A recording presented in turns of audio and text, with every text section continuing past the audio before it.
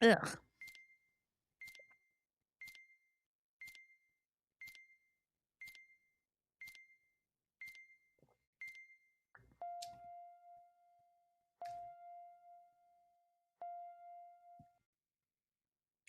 Ugh, that's terrible. Oh, hello, everybody. Welcome to SimpCast. Oh, my goodness. We're here. Oh, stop your applause. Hold your applause. It's only me. No, there's more people coming. Sometimes what happens on SimpCast is I have a very busy week and I just straight up forget to invite people. And then it's Sunday at 8 o'clock and I go, aha! No, we had a very, very busy week. Home, out of home, you know how it is. It's summer. It's summer. We're busy with the kids. We've all got stuff going on. But the important thing is that I fished this shirt out of my pre-pregnancy bucket. Yes, that deserves its own applause. I'm sorry. Yes, the very same bucket of clothes. The very same bucket of clothes that I put on. I put on Chrissy's not pregnant clothes. And I said to myself, I'll probably never fit into these again. And I was about to just push them into the whole bucket. I was about to bucket. It's a bin. I was about to push the whole bin of clothes right into the ocean and salute it and be like, well, it was nice. It was nice being a small and a medium while it lasted. But oh my God, I discovered said bin and thought, why not do a Hail Mary pass, Chrissy? Why not pluck one of the shirts up and just for shits and giggles, humor yourself, see if this shirt fits, see how fat you look in it. And lo and behold, I was like, whoa, I may actually be able to go to church well, I didn't go to church in this. Oh, fine. Okay, I did go to church in this shirt, but it was very tight. It was like this. It was tied up in a very churchy manner. Anyway, now I'm loosening it because it's it's SimpCast time. Time to everyone should be loosening their shirts right now. If you're home watching, loosen something. Loosen your shirt, undo a pant button, undo a buckle, um, undo a short, take a sock off, live a little. Hi guys. Um, there's so much. There's just so and sometimes I feel like I just want to talk to you guys all by myself. I'm gonna have you all to myself. So that's what we'll be doing. We have some people coming on later. It's fine. I'm gonna hog you. I'm gonna hog you all to myself for a little bit. And I am not sponsored by these people, but you know when you open something up and you're like, oh, this is a little disgusting, but I'm not a quitter.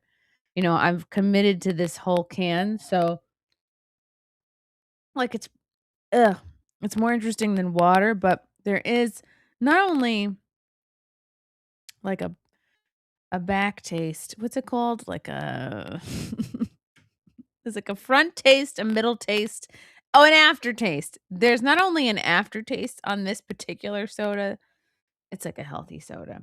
Uh, there's an aftertaste and there's a strange middle taste. You know what? The beginning taste not great either. Okay, that's not a win. Other flavors of that brand are good, but not that one. Would not recommend. Do not worry, Chrissy. God loves boobs as well. You know, of course God loves boobs. God loves women. Like that women are the creators of life. Boobs are the creators of life. Boobs nourish babies, and the occasional grown man. So, yeah, of course. Just of course God loves boobs. That doesn't mean they need to be out at church. You know, they could be out at any other time in the week. I would say church is probably the one time you wanna put them away a little bit, because you know, you're not trying to tempt the fruit of another. You know, we have to be good wives here, and we have to focus. Plus, also, if I have them out, um, the more I have them out, the more the bean wants to nurse. So the more he calls for nay nay. So I have to. Sometimes I gotta wear a turtleneck around the bean. Anyway, Gosh, there's so much to talk about. There's so much to update you guys about. I've had such a fun couple of weeks. First of all, it's grow time. It's July, but you can still plant stuff. You really can. We've been planting stuff out in our yard. I should show you guys a picture. I will for next time. We got squash is no, even if you're like a garden retard, you can grow squash. No problem. You could even get one of those little starter plants and boom, in a couple of months you will have squash big enough to eat. We got squash going in the backyard, jalapeno. We bought it by accident, but we're gonna do something with the jalapenos. I don't know, make a margarita out of them. Who knows? We got basil, we got capreses coming in hot this week for sure. We got Italian parsley going. We got potatoes. We did our first potato, like what do you call it? Harvest. Very exciting. I've never grown a potato before. But I really need a cushion for this seat. Sorry I keep shifting, but this is like a big boy. This is a seat. I'm sitting in a seat for a man, and I am a little lady. Not as little as Tiny Toasty, but I'm working on it. But this is it's too much seat for me. So I need to get it. I don't know, a cushion, a booster. I need to get the Beans high chair or something. Anyway, I am rambling so much on this. You can still plant stuff, and, you know what's even more impressive than just plants are trees. Maybe you're looking to have a little bit of, like, a privacy fence in your backyard, and you don't want it to just be, like, all fence. Maybe you wanna feel still submerged in nature. Well, guess what? You can go to fastgrowingtrees.com and get your tree today. Use promo code CMTrees at Fast Growing Trees to get your 20% off. You're gonna go to let me just bring up the website. Why make you guys struggle and write things down? You're here to relax and have fun. Just bring up the website. But, like, you don't even need a serious green thumb. You just need your own thumb. Your pink thumb. Whatever color your thumb is, that's gonna be fine. FastGrowingTrees.com. Fast Growing Trees delivers your favorite plants and trees to they do plants too. Plants and trees to your doorstep. You know what's better than giving your wife flowers that are gonna die in a week or 2? A whole ass plant that will hopefully live longer than that. Get your 20% off. Get a giant arborvitae. Talking about a natural fence, talking about a privacy fence, there's nothing better than an arborvitae. Look how cool and bougie these look. All these different sizes. You can do I just learned about this today, alternate planting. Get not a Mayer, a Meyer lemon tree. Get a lemon tree. Get these just be the hit of the block. Be like, "Yeah, no, I got my own lemons. I don't need to go to ShopRite. Thanks. You're welcome." Get yourself a hydrangea, whatever. I'm, like, very excited about all these plants. I gotta figure out which one I'm gonna buy. I really like so many of them. Avocado tree. Look at this little lady. This is somebody's Meemaw standing next to the hedges. American pillar arborvitae. Look at this, grandma. Grandma, go over by the tree. We gotta take a picture by the tray. Anyway, go to fastgrowingtrees.com, promo code CM-trees to get your 20% off today. How fun. Get 20 that's significant. Like some of these are inexpensive, but like in general, landscaping is not cheap. I could go on and on about this all day. I have a nice garden in my backyard. Good. Good. Gardening is for adults. If you I don't care how old you are, but, like, nothing makes you feel quite like a productive an adult. Of course, kids, but a garden. Grow something. You've got dirt in your yard, or if you're in an apartment or something, get a pot of dirt. Get some, like, potting soil or garden soil. They have all kinds at, like, Home Depot, Lowe's, wherever. Sometimes even the local grocery store sells a pot. Just get a bag of dirt, fill up a big old pot, plant some, and or if you're intimidated by that, like get a little egg carton, get a little starter thing with dirt, and like you can grow something very easily in that. And then when it's a little bigger, you put that little Betty into a pot. But it's very easy to do. Or if you're intimidated by that as well, just go to Home Depot, get like some starter plants. Do it. Do it. Grow something. Okay. I know you guys are like, we're confused. First you're talking about boobs, then you're talking about growing stuff in your yard. Guess what? We're gonna talk about all of it. What did I do? We had a very exciting week. We have my stepson here this week, so we were like, we pull out all the stops when he's here. He's a big deal. And so we went to, and of course we took the bean to this very cool amusement park. I love amusement parks. I have a love-hate relationship with amusement parks because I love the nostalgia of them, even like a brand new amusement park you've never been to. It still has that nostalgia feeling. You'll be like, "Oh, here are the rides that are at every amusement park," or "Wow, this little kiddie ride looks just like I grew up on Long Island and in a town called Rockville Center, and we had a amusement park. It was so small. It wasn't even a park. It was like less than a city block. It was on pavement. But it was called Nunley's, and oh my gosh, it had every cute little old school, like an old school small Ferris wheel. It had like that hand crank little bike ride, like tricycle, but you gotta work for it. You gotta like crank yourself around in the circle. Like, man, I loved it. And it had the old school, like the vehicles are stuck to the thing and they go around and around. But you know, sometimes you see a ride at an amusement park, you're like, "Oh, that reminds you of something at Nunley's or something at." The other park I went to all the time as a teen was, of course, like Six Flags in Jersey. But I have a love-hate relationship because it's like, while on one hand I love the nostalgia, on the other hand, like, I kind of hate roller coasters, but I have to go on them because I'm like, I just wanna see. I have to keep checking in to see if I hate them still. And I don't know what happened. I used to, like, really love them. I used to really, like, as we all did, and then I don't know if this is an age-related thing. Tell me, chat. Tell me if this has happened to you too. I think I hit a certain age, and I was talking to this other guy who was, like, also sitting out a ride, and I was like, "I think the liquid inside my ears or brain, wherever it's shaking around, has solidified, and now it's a solid, like a solid deodorant. It's a solid, and I cannot handle amusement park rides anymore. I just feel like I'm gonna vomit on each and every one of them. And the worst thing is like, if especially if you're going into a ride, you're like, I've already got a low-key headache." And I'm not even a headache person, probably because I don't drink enough water.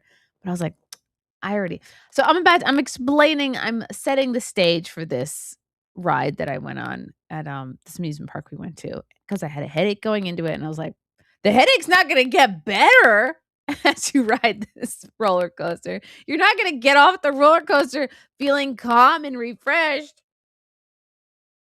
No, your head's gonna get shaken around. You're gonna feel like you're about to, like, lose every tooth in your head. You're gonna be dizzy, nauseous. You're like, 'Did I eat long enough ago so that I won't boot on this thing?'" But I was like, "I must go. Must go on this ride to make sure because maybe something is lifted and they're, like, totally fun again, so I have to keep testing it." And I was like, "I must go on with the stepson. He cannot go by himself on these rides." Anyway, I'm rambling. I'm so rambling, but I'm setting the stage to talk about this ride. So we went to Lake Compounce. Which it took me like 45 times to get the name of this park right. Compounce. No, not compound, like compound media, not like, uh, not compost, compounce, C-O-M-P, pounce, and then com in front of it, Compounce. Terrible name. I would have changed it. But went to Lake Compounce. It's not only an amusement park, it's also, campgrounds. So if you're a camper type, that's another goal I have, like, that would be very cool to do with the family sometimes, just, like, go on a big ol' I'm talking actual camping trip, not glamping, not a cabin, not some bullshit where you have everything you need, like, I need to be in a tent, worried if a bear is gonna come in. That is the full experience of the camping that I want. So I loved this amusement park, but we we very much went at the wrong time. We went on a Saturday, which I know is stupid, but I just thought that maybe we'd get lucky, and also the weather was, like, it was nice on Saturday, it was nice today, and I think, like, the rest of the week is gonna be pretty rainy, so we were like, "This is our chance. This is our chance to go on this ride."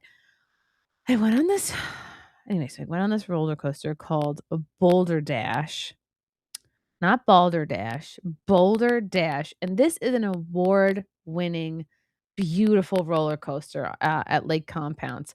This roller coaster won many awards. It won, like, 5 times in a row, best amusement park ride. Who was in the waiting room? Oh my gosh, she's here.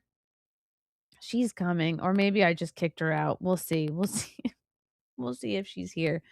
Um, Anna, I'm talking about amusement park rides.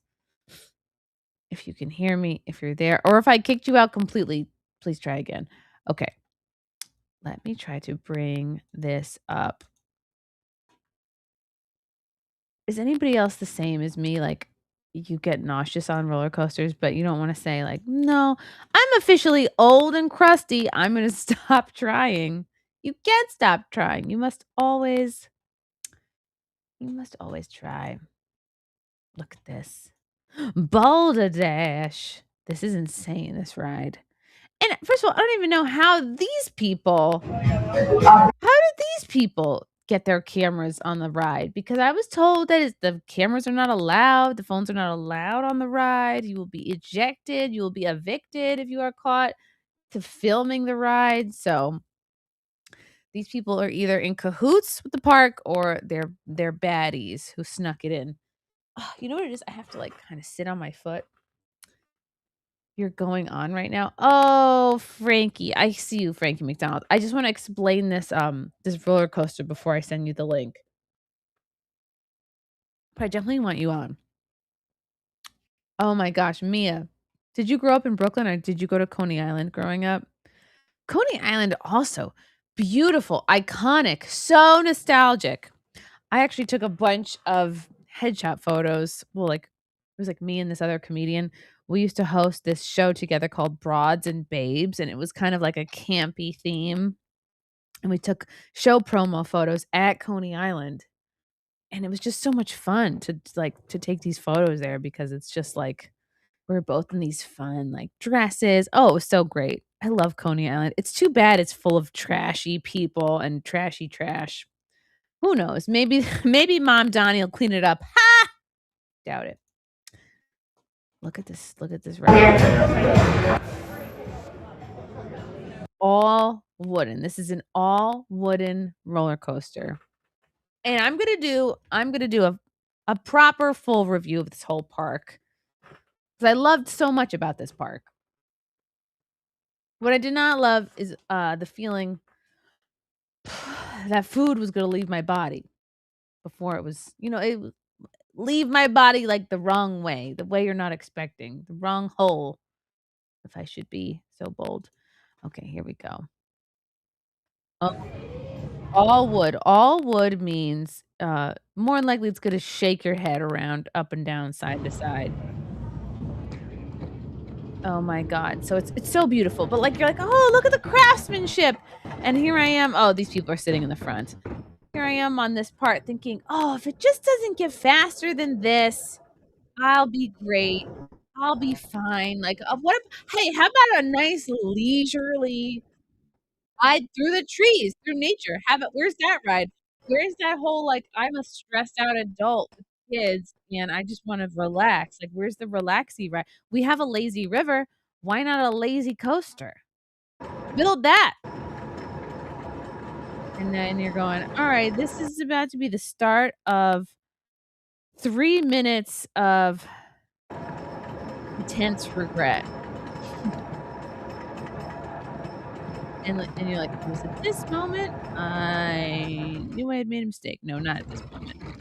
This is still leisurely and fine. Like, "Oh, look at the trees." And you're like, I really appreciate they didn't cut away more trees than they needed to. They didn't, like, level this whole place, turn it into a parking lot, because usually at this point in the ride, you're like, "Oh, there's my car." And then you're going, "Oh, fudge, no. Okay. It seems okay, actually." Front is smooth. Oh, it's fast. It is fast. It is faster than it looks. Oh gosh. And there's just no let up on this ride. Okay, it actually is this is fun. It gets worse. It gets worse and worse. Ah! This really doesn't do it justice, this video. It's like and we were in the back. I think it's worse in the back. Oh, this part was brutal. No, it's much worse in person. It's worse in this video, it makes me think. There's it gets shaky at a certain point where you're like, "Ugh." There's several points in this ride where I felt it's just gonna drive off the tracks. I'm just gonna plunge to my death in this lake. You're like, "Oh, it's so beautiful." I was like, "Oh, I'm gonna die. Oh, it's gonna go off the rails. Oh, I'm gonna go into the lake. Oh, look at the other rides. I'm gonna throw up. My head is shaking all around. My head is shaken, not stirred." And then, oh, great. And you know your picture's being taken, and you know your face is not ready for the picture. And you're like, and then it stops, and he goes, "Ugh." You're like, "Why?" He stopped, and then it, like, gives you a moment to process what just happened. You're like, "Oh, man." Are there even people waiting? There are. Stop. I thought they were doing it again. Woo. We're wooing. Oh, Kim! Kim's calling me, which means she must be in the waiting room. I knew it. Are you there, Kim? Kim's working on her. Hello, Kim. Hello. Oh, she hung up on me. I'm 0 for 2 now on yes, it's Kim! Hello. Hello, new mama. How's the baby? He is happily sleeping. Oh my gosh. I was only comfortable showing because you can only see the nose and the mouth, really. But No, that looks like an ultrasound photo. Yeah. he's sound asleep. So I was like, Wow. yeah. Tim saw the message. He was like, Chrissy invited you if you wanted to go on. I was like, I might pop on for a few. Yay! If you wanted any more of a last minute invite. Oh my gosh, I was just talking about you're not a new mama. You've been a mama for what, at least 10 years or something now? It feels like it, right? How old is your oldest? She just turned 5 in June. Okay, so 5. Wow, you have 5. Basically 5 under 5. 4 under 5.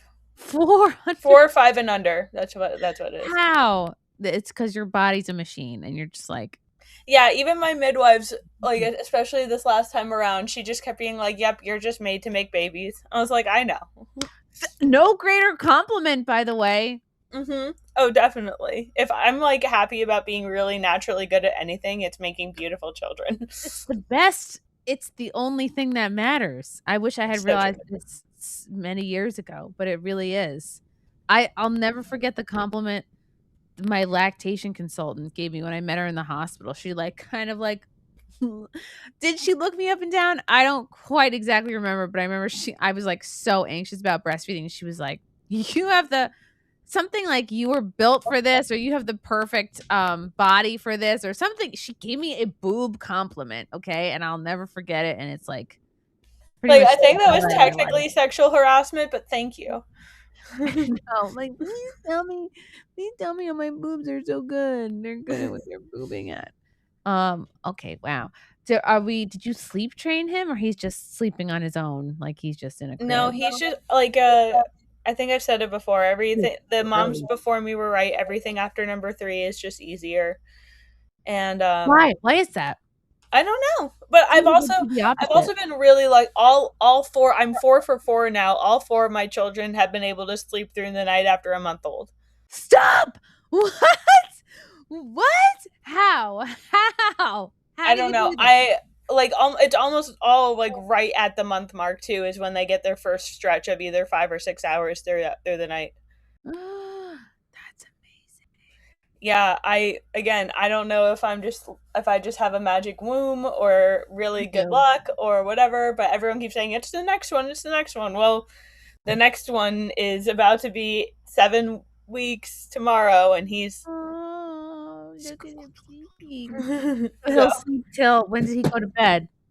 huh? When did he go to bed? Like, About half an hour ago, 45 and then minutes so ago. he'll sleep till 2 a.m.? That's considered sleeping through Like the night? 5, like probably closer to 4 or 5, he'll wake up and he'll want to eat.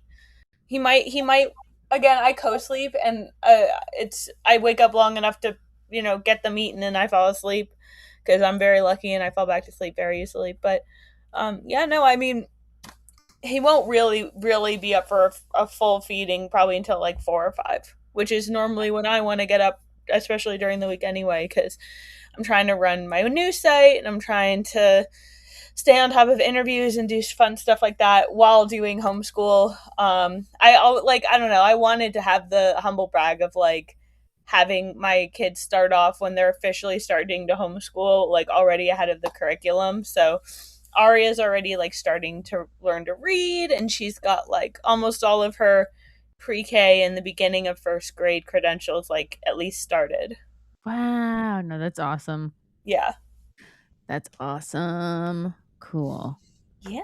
I started doing the little, like, matching memory game with the bean, Mm-hmm. and, that's what I have to look into more is, like, what exactly should I be working him, on right now, like, for his Whatever age? he gravitates to. Like my daughter was really quick with learning like the alphabet and numbers and like learning to like start to sound out words. My son on the other hand is a little more of a maniac and he's more interested in like learning how to play the piano. He's more interested in like painting. He's more interested in building. So like I didn't I know he with was him I'm Asian. more, Good for huh? him. I didn't know he was Asian. I know, right? Like, he wants to open his own dry cleaning business. It's so Right. bizarre. No, Good I for him, spit man. out nothing but Aryans. Oh, Nido, what a cute question.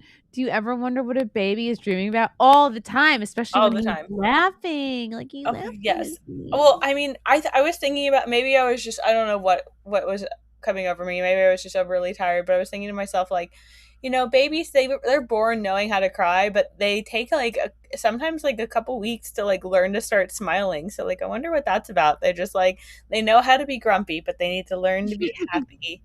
And Some people never learn how to laugh. do their thoughts sound like before language comes in? Like what I does know. that look like? Like I'm always looking at the dogs and the baby like, "What are you thinking about?" oh And no, usually I'm so it's I certain. I always maintain that it's really good that my dog can't talk because he knows too much. He's seen too much. He Yeah, has he's seen way too. watched I've had many. this dog literally all 11 years of his life, and he's, let's just say, who what I am now is does not even resemble where I was at 11 years ago. So like, Oh my, the he's animals not allowed to talk, even if it came out tomorrow. You're not allowed. animals probably witness in general, like, so much sex. Like, it's probably just like, ugh. See, I'm Cats more probably worried more about him so. like telling people what I look like when I doom scroll or like the dumb shit I complain about when I like FaceTime with my friends, you know? Like, Yeah.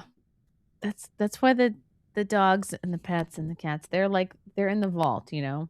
mhm. Okay. Oh, I wanted to ask you about this. I just went to Lake Compounce in Bristol, Connecticut, and I went on this Boulder Dash roller coaster, which is, like, really beautiful. It's, like, through the woods, like, up and down. It's, like, really gorgeous, but it's this all wooden coaster. 5-time award winning, like, I think best I think it was best wooden coaster, but it, like, shakes your head around. You feel like you're gonna they say, "Oh, you can't ride if you have a neck or a back condition." I'm like, "Yeah, it's because you go and get a back condition or a Yeah. neck condition by riding this damn thing." And I just every once in a while I will go on a roller coaster to make sure I still hate them, but I can't stop. I can't I stop going love roller coasters, except I can't do out. the ones where they go up if unless they have the over the shoulder brace, I won't go on the ones that go upside down because I've just seen too many movies. But Lake Compounce is Oh, awesome. it is awesome. It's beautiful. We went, like don't go on a Saturday, just don't, and it was there were a lot of trashy people there this particular Saturday, And then just something about, like, that part of Connecticut in general, this is a trashy part of Are we Connecticut. talking like Carnival Cruise type trashy, or are we talking I'm like talking, like, no, white people. This was very white trash, like, they're, okay. like, leg tattoos, like, I'm talking girl was wearing shorts, but, like, had, God, she had, like, these black, fishnet tights, like, under her shorts, and I'm just like, "Come on." Yes, the clothing of my people. The clothing of my people, and I just in my old age now, what I get upset about is, like, I see people at the amusement park, and I'm like, "You know there are families here, like, that's what these places Yeah. are designed for," yet they show up with their ass out, like, their whole titty out, like, they dress like they're going to the club or Cancun, and it's like, "Wha have you go to an No adult shame. resort, go to a Yeah. hedonism, go to Ibiza, okay? Like, don't be here with your thongs and your, like, areolas, next to the tilt-a-whirl and the teacups." Yeah, I hadn't even thought of that. That's a good point. Not that, like, the I mean, two-year-old like, I don't know, notices, culture but just, like, keeps going downhill, you know what I mean? Like, no when you clue. import the third world, what do you expect? I know, but these weren't brown people. That's why it makes me Yeah, so but it still upset. affects the culture of the I'm of like those around, I like, wanted to be like, "Look, whites, we can do better." Like, you guys were pull not up. I paid was just for having this. this conversation on X with on another random thread. It was like two girl. I won't like dox them or call them out personally, but these two girls that I know were just like having the most embarrassing argument, and I was just like, listen, can we just can you just do better? Can you just like acknowledge that we're proper young white ladies and pull up and delete this fucking thread because you sound retarded? Like, can you just agree to not like each other and live with your life and not strike right, especially on the internet? You guys make us look fucking stupid. It's true. Sometimes you'll be doing an interaction or you'll have a post and you're like, "You know what? This really was more of a first draft. Yeah. This should not have made its way into the internet." No, and I mean, I'm the one, I'm like chronically guilty of like not spell checking what I write, but it was still one, it was more so one of those like, why would you, like I said, some people just like volunteer stuff on the internet about themselves that you couldn't waterboard out of me on like my worst day. So like, it's still like, and like, I'm not going to say that I'm immune from having embarrassing arguments with people on public threads, but this is one of those arguments where it's like, holy shit, can you both just shut the fuck up? Can you just like, whoever is whatever man is closest to you needs to smack the shit out of you and take your phone. Like, That's I mean, men and women are both guilty of this. Like, sometimes you just you're on and on, and you need to be cut off, like the way yeah, a bartender would cut off a drunk, or the way, yeah. like, you're spending too much, you gotta put the credit card down, like, sometimes I swear, like I need to keep my phone recording like how much screen time I have, because every once in a while my husband would be like, "Let me see your screen time." "Wait, let me see, how much?" We'll be like that Caleb Hammer show where which first of all, I didn't even know I could check my screen time till that show. Isn't that sad? Yeah, I only How do we check knew. that screen time? You go uppy downy? Let's see. No, that's not it. Let me see. Which way do you swipe? See, now I seem Oh, yes, you swipe right. Okay. Okay, I am at okay. An hour and 58 minutes. Oh, that's not bad. Okay, let That's me see. for I today. know mine's probably up the last couple days because I've been writing a lot more articles, but I'm down 60% from last week. let's see. That seems like pretty low, but also high. That's almost 2 hours. Screen time audit. Chat, check. Don't just sit there, chat. You check your screen times right now and tell me where you're at. No And judges. website activity. Today alone, I used like 6 hours.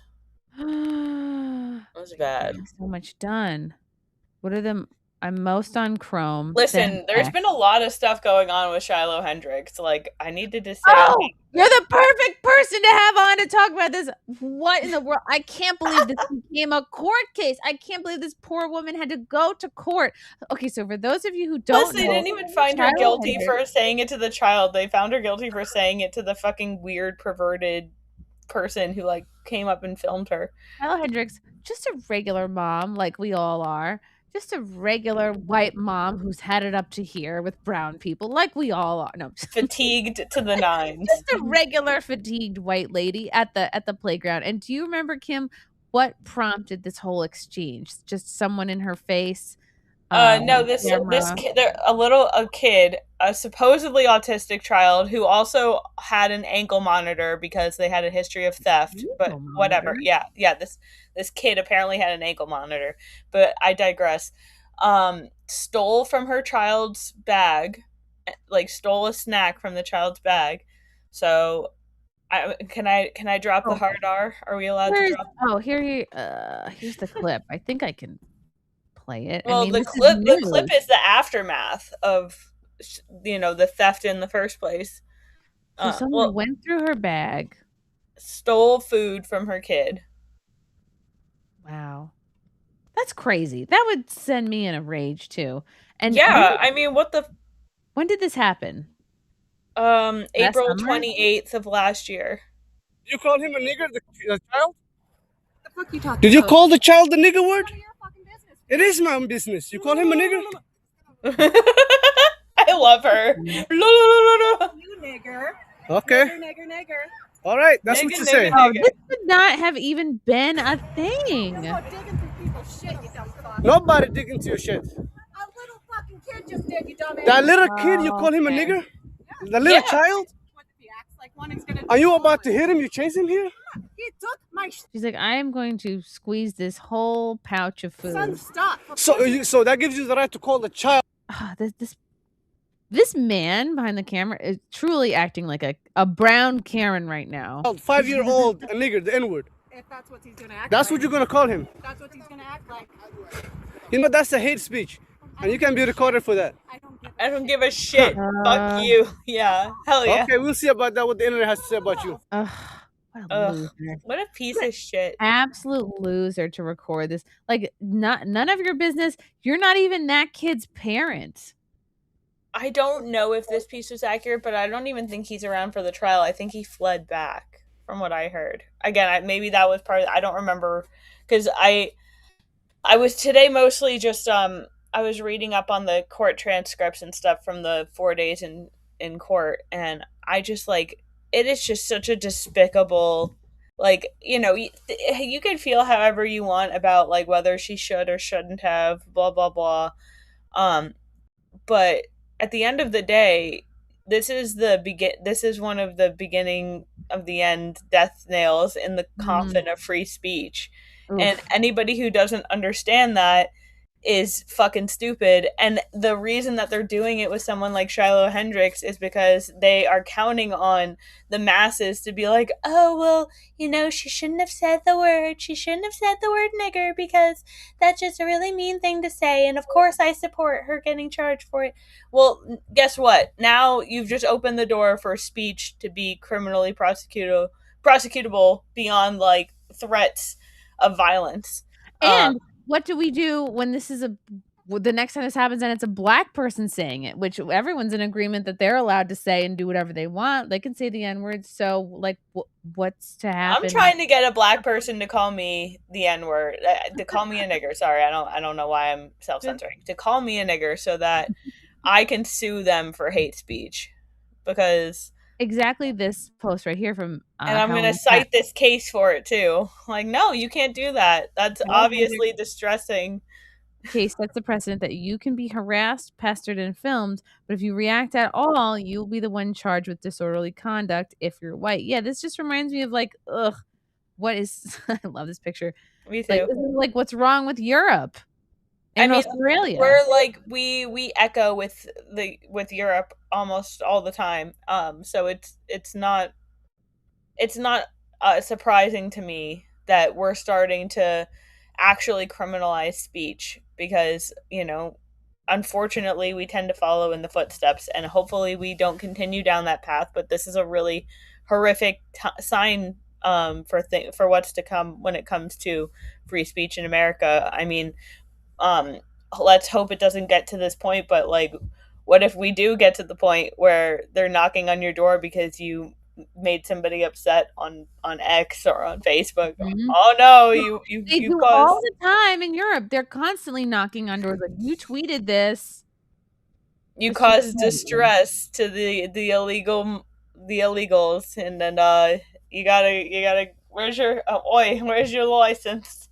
Chris Langan here on Twitter brings up a good point. This is a deplorable miscarriage of justice. If anyone should have been charged with disorderly conduct, it was the Somalian dirtbag Sharmaki Bailey Omar, who, number one, comes from the violent crime capital of Africa, number two, therefore doesn't belong in the United States, and three, literally pursued Ms. Hendricks across the playground, shouting at her in a threatening manner as she calmly walked away. She was walking away, carrying her child. A couple of questions first. Why was this Omar freak, this little African rat, lurking around an American playground? Was he scoping out little kids? Did he want to kidnap one of them? Did he want to kidnap all of them for his fake daycare center in Minneapolis? Secondly, where did they find a judge and jury willing to side with well, this is an SAT hot word, a scro, a scroful, I can't believe I've never even seen this word in my life, a scrofulous Somali troublemaker over a woman who had just been robbed by a thieving Somalian juvenile delinquent. Oh, the kid was Somalian too. Interesting. Yeah, the kid was Somalian. Well, that's the thing. Okay, so that's they're really leaning on this kid has autism and that's why he does what he does.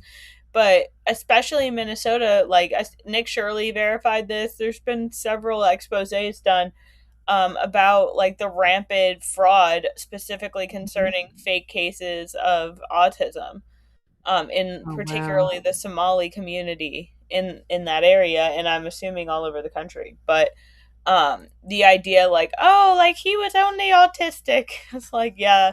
Here, I want to verify. Is this your cousin here, Kim? Michael Coulter? We're being ruled by the timid and soft-minded, the prudish and the greedy, and those Who knows? Maybe we've got a relative in there somewhere. that love to use soft language. And these are the things George Carlin warned us about.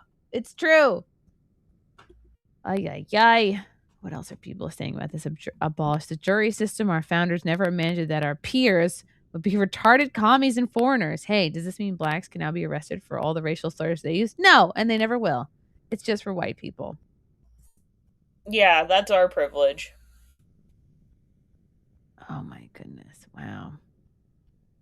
The cameraman apparently he's a sex offender, the cameraman. He can say the word 4 times to her. She says it once and she gets prosecuted. Yeah, that is ridiculous. It's happened in Minnesota, and I also live in a blue state, so it just, I don't know. Shiloh Hendricks did nothing wrong. No, Free and her, I mean, free her. like, it's the consequences for living in this kind of environment where they don't get held accountable for their actions, but like God forbid you say the N word, and then your life's over. It's like that guy, I forget where he was at. I'm having a mom brain moment for sure, but the guy got stabbed, and then after he was stabbed called the guy a nigger, and he wasn't held accountable for stabbing him in the first place because after he was stabbed he got called a racial slur, and it's just like retroactive permission to stab you if you just with bad words. This Daniel Kahn Cannon is adding a little more context to this too. So the cameraman Sharmaki, in January of 22, he and another Somali man allegedly spent 2 days. Oh wow. Raping an underage foster care runaway in a trailer, keeping her falsely imprisoned in March of 2025. All charges were dismissed in the interest of justice. Yikes.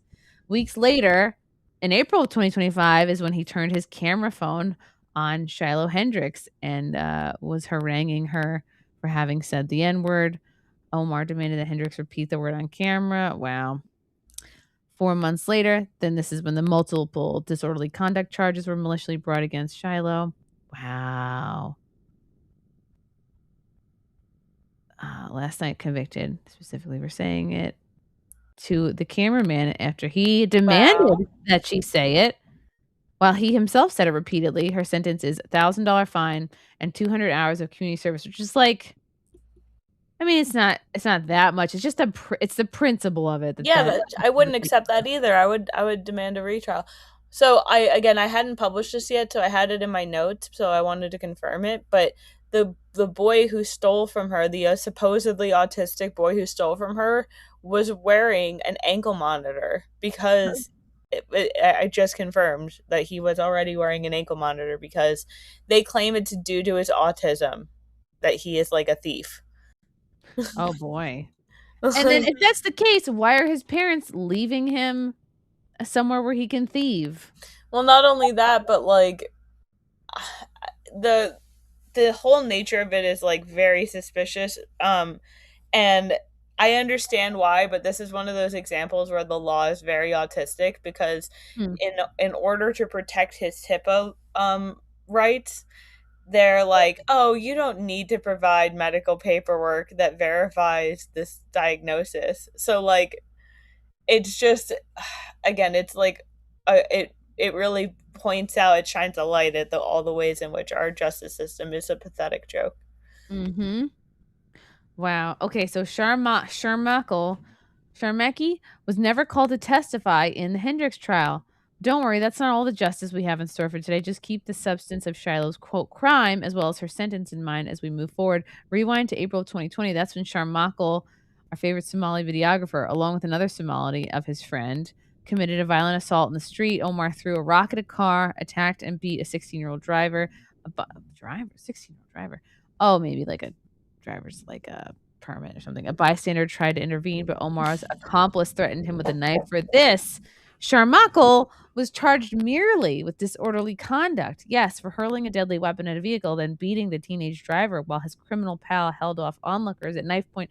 Omar faced the exact same charge that Shiloh faced for saying a word that Omar asked her to say as she held her child in her arms and fled the playground before Omar could assault her too. Like Shiloh, Sharmacki was convicted on his count of disorderly conduct. His sentence, a $200 fine. That's it. That's the entire thing. So to review, rape an underage foster child for 2 days, allegedly, clean slate, hurl a deadly weapon at a car and assault the driver, $200, say a word to an accused rapist, kidnapper, and convicted violent criminal who demands you to say it while saying it himself, $1,000 and 200 hours, not to mention international infamy. Could the anti-white standard be any more egregiously in our faces? Wow. Okay, so this answers your question, Mia, of everyone who was involved in the Shiloh Hendricks case. Rochester City Attorney Michael Spindler-Crage, lead prosecutor Nicholas Schabel. All right, these are all the people. And I just did a search on who was the judge in the Shiloh Hendricks case. District Assistant Chief Judge Krista M. Daly of Olmsted County District Court, Minnesota's 3rd Judicial District in Rochester. Hoi! Minnesota, guys. And we got a light bulb head. Sure enough. You can't escape. You can't fight the moonlight. Physiognomy never lies, Chrissy. You can't. I mean, you could get bangs, you could grow it out, but you still got that light bulb head. Bloop. Yep. Ron Coleman in the chat. Did I say doo-doo? Did I say doo-doo? Maybe I did. I just did. Oh, crap. We got people. Oh, my gosh. We have Ron Coleman in the back. We have Cherry Perez in the back. I just let them in. I like you, Kim. Just let them stew.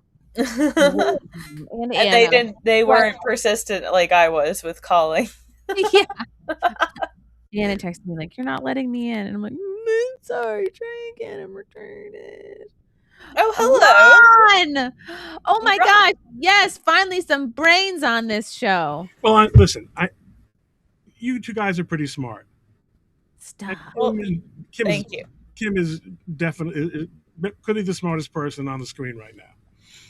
But honored. But when it comes to the topic of hate speech,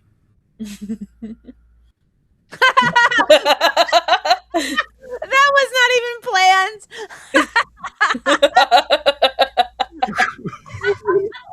What a perfect time to come on. I'm clipping that, and it's gonna be my favorite clip forever. Mary was like, I'm just trying to get through this pregnancy. I'm sorry, I'm not used to Rumble. Everything's different. I'm also very disoriented. Yeah. So I'm letting people like stew in the waiting room. So who's Stu? I didn't. There's no such thing as. I'm having Jersey Shore flashbacks right now. Ron, there is no such thing as hate speech. Ron, what do you make of the Kylo Hendricks case? Is this the beginning of the end? I'm really. What concerned. do you? Yeah, I was gonna say. What you were saying about hate speech? Okay, so there's no such thing as in a case called Mattel versus Tam, known as the Slants case. The Supreme Court ruled that the United States government could not deny a trademark registration to my client, Simon Tam, for the name of his band, the Slants. And were they Asian? Yes, an Asian American band. That's amazing. Now, it didn't matter, although it helped us win the case, because at the same time as we were litigating the case, the Redskins were trying to litigate their case.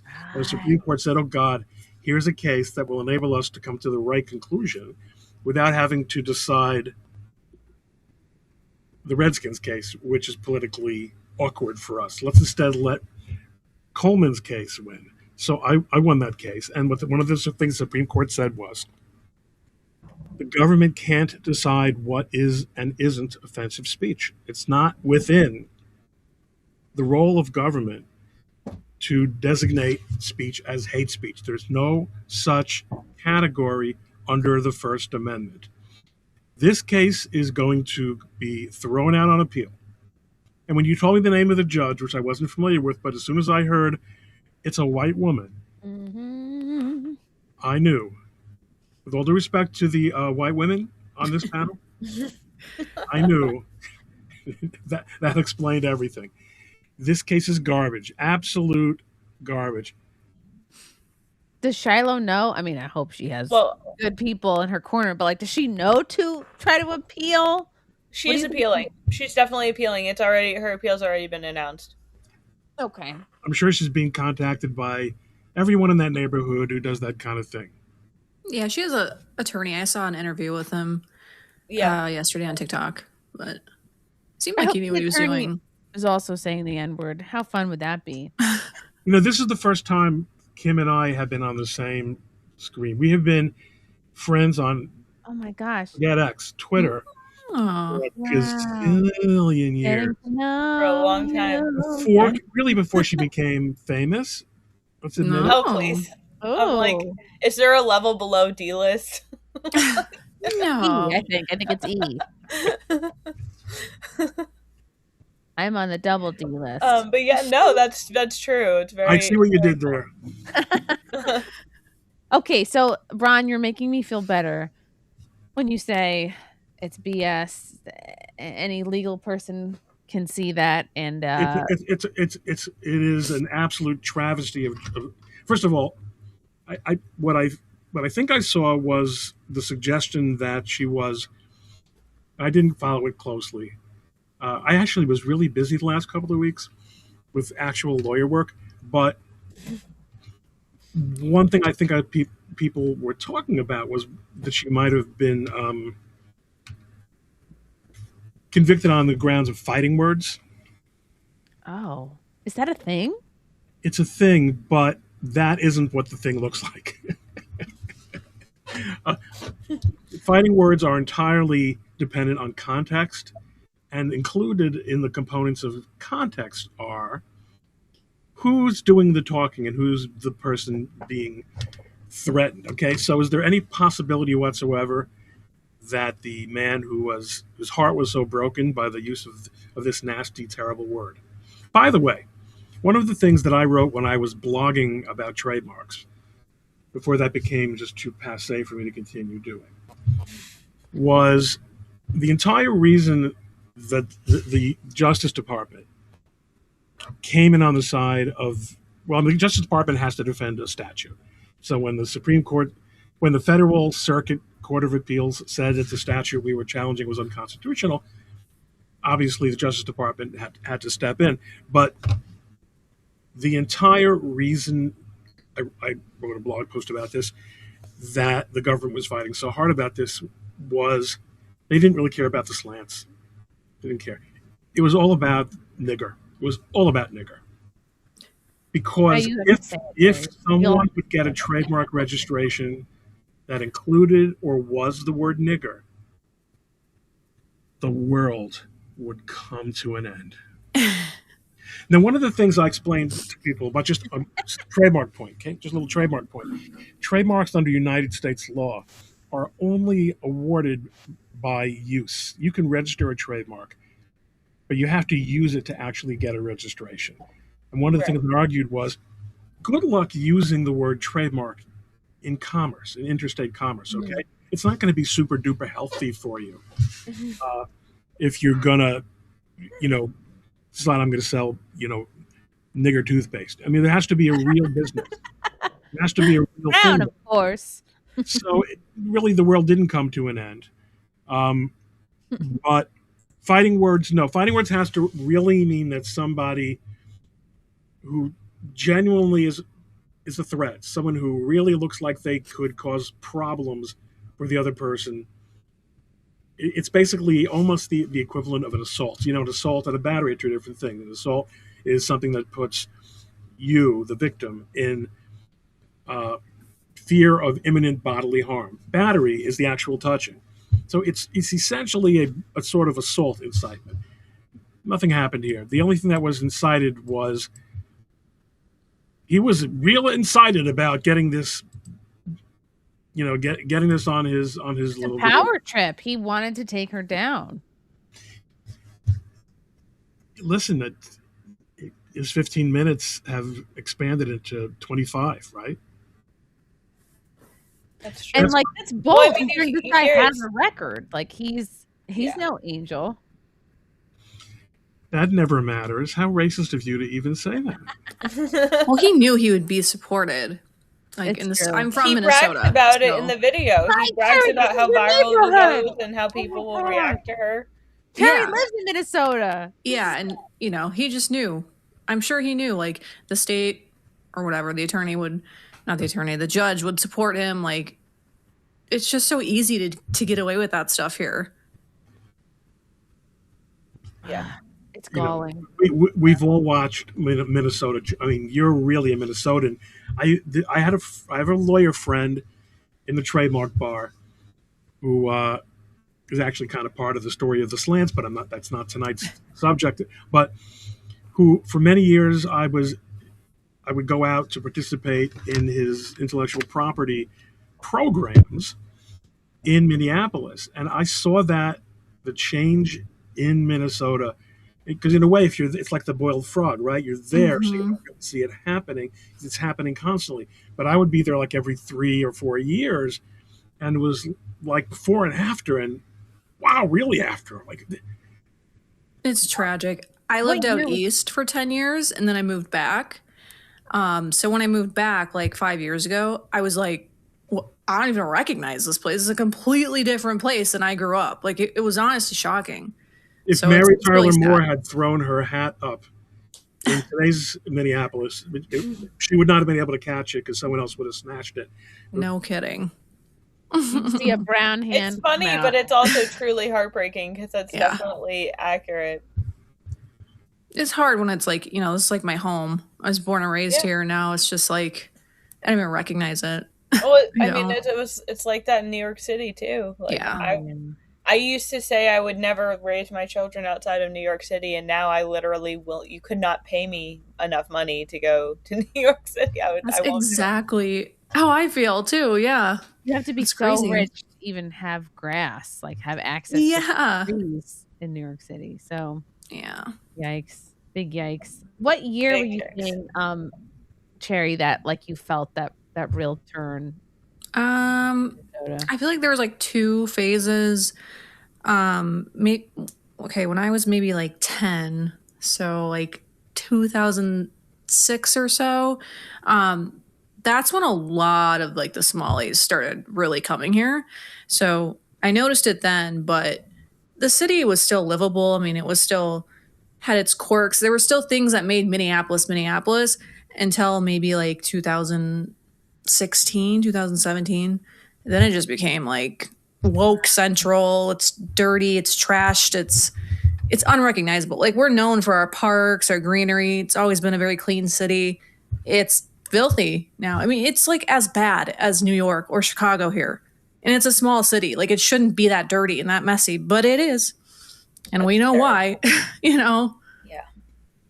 So, Ron, after this case gets thrown out, what do you think? How do you think that's going to, I guess, be covered by the media or not covered by the media?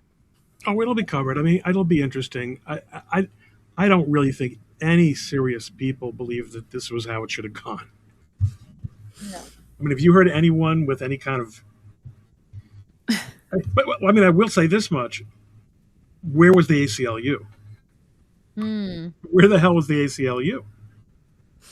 And I guess I got to talk to my friend Mark Randazza and ask him if the First Amendment Lawyers Association is going to get involved It's the ACLU. I don't think that applies to white people. Like, I'm really genuinely not trying to be funny. I've never heard the ACLU in a case where it's helping out somebody white. I feel like it's made for non-white people. No, there. I mean, first of all, it depends on whether Jews are white, right? A lot of the ACLU cases are brought by, Jews, fetching about things like statues of saints in front of firehouses. Okay, but regular. No, there's obviously in the glory days of the ACLU. I mean, it was always lefty, and it was, but they did some. I mean, ACLU defended the Nazis in Skokie. Okay, it doesn't get whiter than that. They defended the Nazis? What happened? Oh gosh, you're sweet summer child. So Skokie is a suburb of Chicago that is very Jewish, and in those days, this was the 80s. There were still many Holocaust survivors who lived in Skokie. So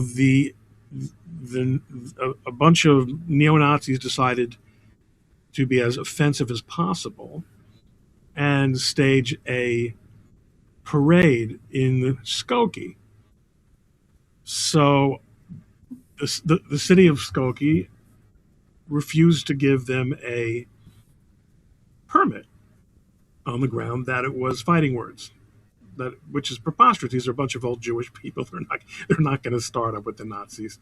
Do you remember the Blues Brothers? Oh yeah. Mm-hmm. I hate Illinois Nazis. That was the source of that line before they mow the 2 guys down off the bridge.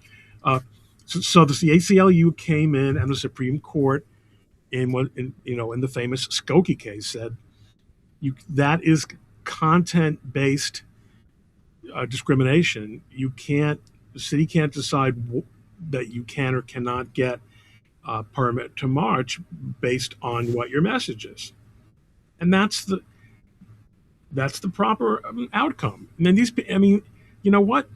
None of the people in Skokie was harmed by these inbred incels,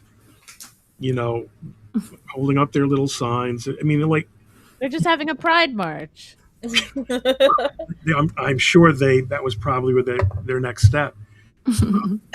78. Thank you, Gleb. Yeah, 78. Well, listen, Gleb. I know I was in high school. Okay.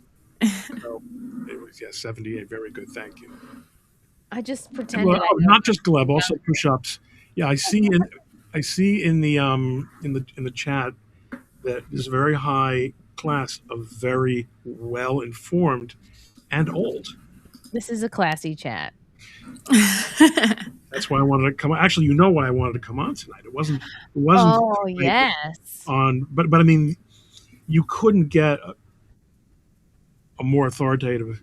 Literally, could not get a more authoritative voice on this topic other than say Ann Coulter, who was illegally prevented from speaking at Berkeley, and won a settlement. No thanks, no help from the ACLU there. What year was that? Well, I'm sorry. What year was that? That was a lot more recent. That was like 10 years ago. Wow.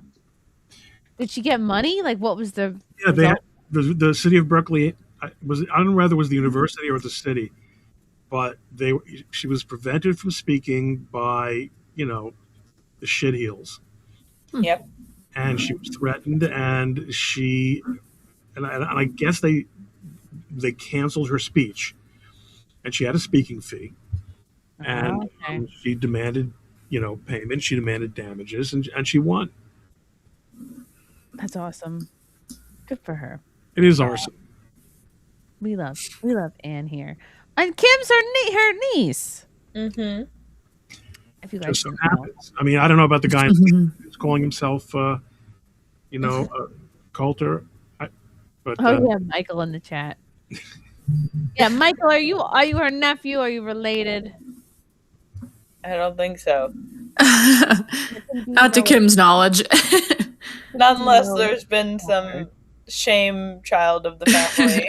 Yes, before we got started on this very serious subject, I was talking about my trip to Lake Compounce in Bristol, Connecticut, where I rode the Boulder Dash, which is an all-wooden, head-shaking, horrifically scary roller coaster. And I have to keep going on them to check and make sure that I hate them still. And it just, I don't know if you turn a certain age and you just can't do it anymore. I don't know what happened, because I think I used to like them, but now it's just like I feel like I'm going to die. And then I get off it and I go, life is too scary enough. Like, why do we need roller coasters?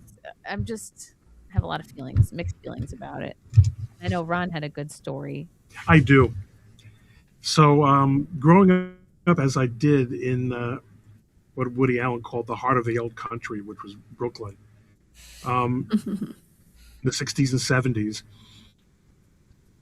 I lived in a neighborhood called Brighton Beach, and Brighton Beach is a little bit east of Coney Island. In fact, the Coney Island Boardwalk starts or ends in Brighton Beach, which was my neighborhood.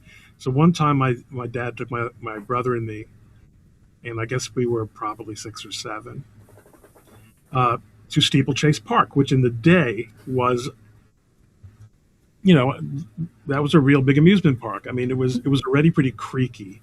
I mean, this is New York in the late 60s where everything's already falling apart. Okay? It's like, it is the pre-Ed Koch resurrection.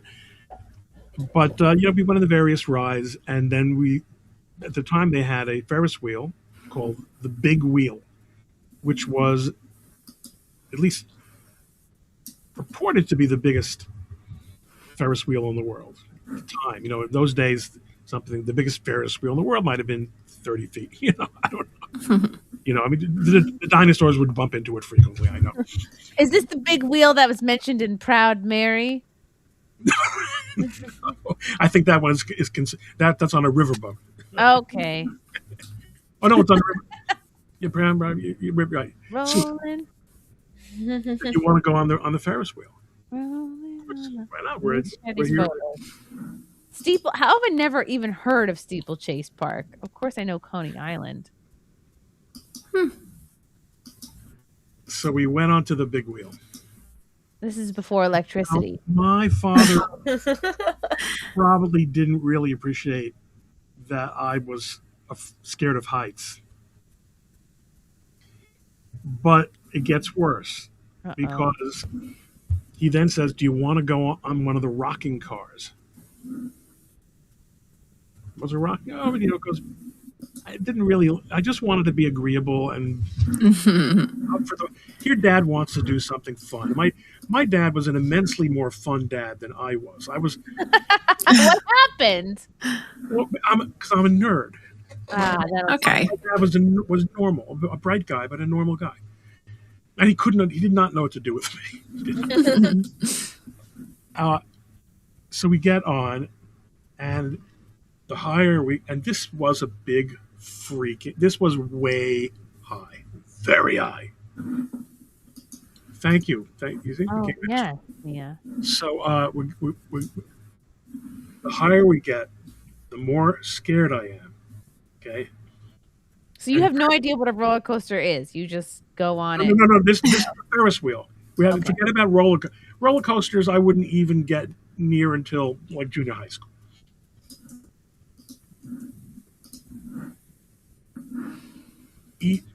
Finally, we get to the apogee, the very top of the big wheel, which is, for all practical purposes, 1 million miles in the sky. Into the sky. And I'm terrified, okay, because we're up so high. But then it stops. And the car starts rocking back and forth. I said, he said, you want to go in a rocking car? Rocking. I hit the floor, terrified. I'm so glad I didn't have kids like this. No. Wait, so it got stuck, or the ride was? No, that was the idea of the ride, is that you get to the top and it rocks back and forth. And of course, look, part of the concept of any kind of amusement park ride is to kind of scare you a little bit. So the thrill is you'll go up real high, and then it's going to rock back and forth, and you'll get a little bit scared. And maybe the girl that you're up there with will hang on to you, But I'm this nerdy, soft. You were just a baby. You were only 6 years old. I feel so sorry for my dad when I remember that story, because I lived. Nothing was going to happen to me. Oh, it was just you and your dad up there? I'm sorry, what's that? It was just you and your dad on the ride? No, my dad and my brother, my little brother, who probably was also pretty scared. Oh. But he was and is a little bit more normal. You're the nerdiest. So that's one of my. Well, it's just the two of us. I mean, he's kind of he's got 2 software engineering degrees. I mean, he's kind of nerdy too. Yeah, that's pretty nerdy. Software engineering, yeah. I would do 2 software engineering degrees. Yeah. My kids are. It's funny too, because I married a nerd. My wife went to a better law school than I did. Love that. And yet my kids are. I had one kid who was really kind of nerdy, and he was afraid. I'll tell you one of my proudest moments as a father. He was afraid to go on a. We went to I wanted to take them on the. What's the ferry that goes around Manhattan? Oh, Staten Island? No, No. It's a. Come on, this is ridiculous. The Ellis Island one? Kim. I should know. I know. I should know what it's called. How do we not know this? The something line. I know they're from retired boats, but I don't remember what the line's called. Something line. Sorry, guys, I'm not a New Yorker. He was afraid, and he was a very, very sensitive child, and he was afraid. And I said, "We're gonna go. You're gonna hold my hand. It's gonna be." And he was really just so viscerally afraid to go on the boat. Like when we got on the boat, it just was so he was so unused to it. Jews and boats in general, by the way, this is not one of our big things. Once he got going, he started relaxing. I guess he must have been 5 or 6. I mean, he was already working on his master's. I mean, very, very bright kid. And he started calming down. I remember he said to me, "I'm really glad you made me do this. Oh. Today, he's in a high maximum security prison. No, I was like, what? I was waiting for I was that. like, I'm waiting for the end of the story. This is That was a different turn. for a child, he was probably probably about the same age I was, and for a kid that young to recognize that I had helped him overcome a fear, and that he was, and, Oh, the circle line. a circle line. The circle line, of course. And in fact, that became something that our family would do. Every couple of years we went on the circle line. It was always fun if you're a New Yorker. It's good for clean fun for your New York family. That tram that you take over by the 59th Street Bridge to Roosevelt Island. Oh, I haven't done that yet. I've always wanted to. Oh yeah, they ask me about you all the time. Just like for fun. When's Chrissie coming? Oh, we got to. Okay. Push-ups is a question for you, Ron. Thanks for the super chat push-ups. Ron, would Nadine Strawson have taken the case? I think she would. Nadine Strawson has spoken at many Federalist Society events. She is old school ACLU. And I've had people tell me online, ACLU was always a bunch of commies. But usually they're the people who also think the ADL, was that Leo Frank should have been lynched, so my wife, when I met my wife, in fact, she was in the ADL legal department. But going back to ACLU, I think Nadine Strawson, who was definitely a liberal, definitely a Democrat, but yeah, I think the ACLU of those days would take what a it case. could have been. In fact, the last case I'm aware of that they were involved in, where they were really on the right side of a speech issue, was my case, was the Slants case in the Supreme Court. Wow. And they helped us out. They helped us do moot courts, and they helped us prepare, and they did a great job at oral argument. Awesome. Yeah, push-ups. Thank you for the other $5 super chat saying, hey, folks, Russell Hall for 2. What's with the sausage fest? See, you have one man on SimpCast. And but not allowed. Man, okay. It's more of a Vienna sausage, if anything. That's funny. And that's where Brown would be like, that's not what my wife says. Thank you, Ree God, for the $10 super chat. Chrissie is a goddess. Thank you. And I wish more people would acknowledge that. Thank you, Ree. And then Ree for 5. Chrissie, I already have one autographed photo of you. Can I get a new one? Maybe. I don't send it, but yeah, I don't know. Send me an email. Let's do it. Let's do it, guys. Yes, guys. I want one. Oh, really? I have magnets. I have so much merch. I have shirts. I have headshots. So I love it.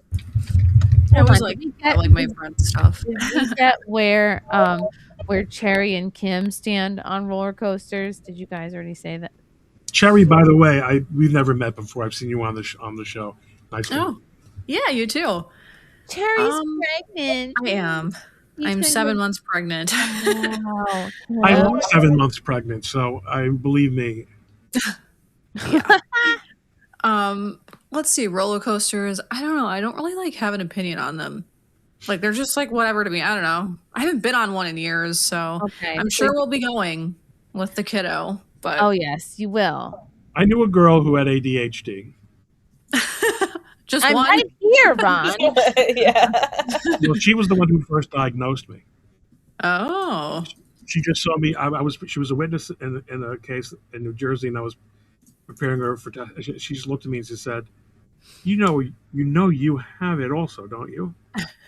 And she just watching me sit there. Anyway, but she used to love, maybe she still does, I don't know, used to love going on roller coasters because one of the things ADD people have is a need for stimulation and novelty. So roller coasters certainly. But I was pretty scared of roller coasters. I mean, I went because of peer pressure. Yeah. Like if the whole class was going to Great Adventure, I wasn't gonna miss out, right? And plus, there were going to be girls. Yeah. So I had to, pretend to be cool about roller coasters. But then I reached the point where I didn't, and then I realized what I'm scared.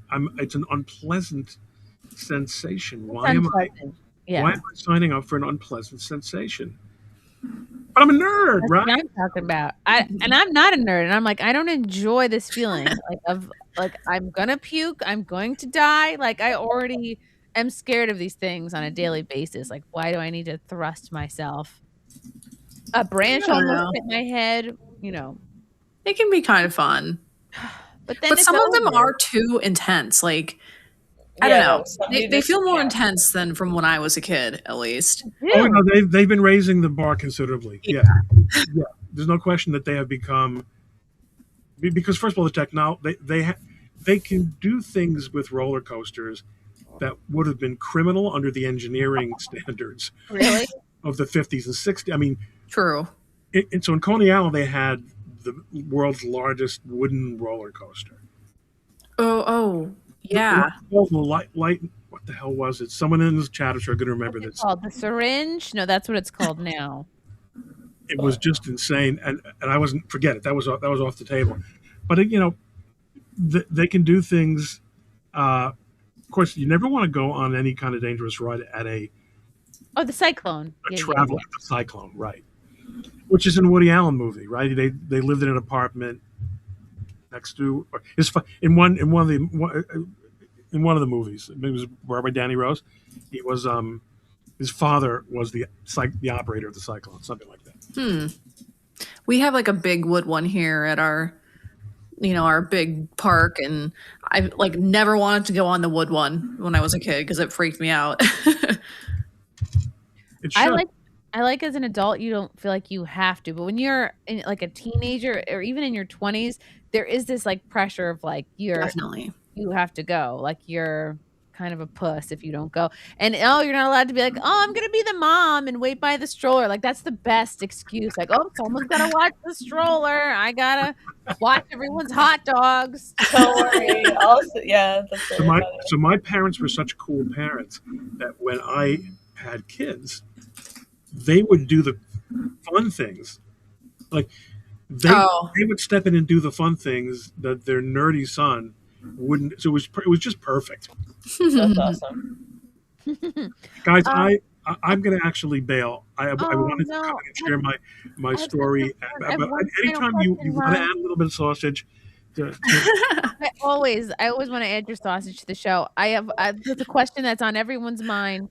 Does the yarmulke fall off when you're on a roller coaster? We need to know. Does it fly I'm sure off? that it does. I'm sure that. So when I wasn't a yarmulke wearer when I was on the roller coasters, but I can say with confidence, it blows off if I have my my window open in the car. Okay.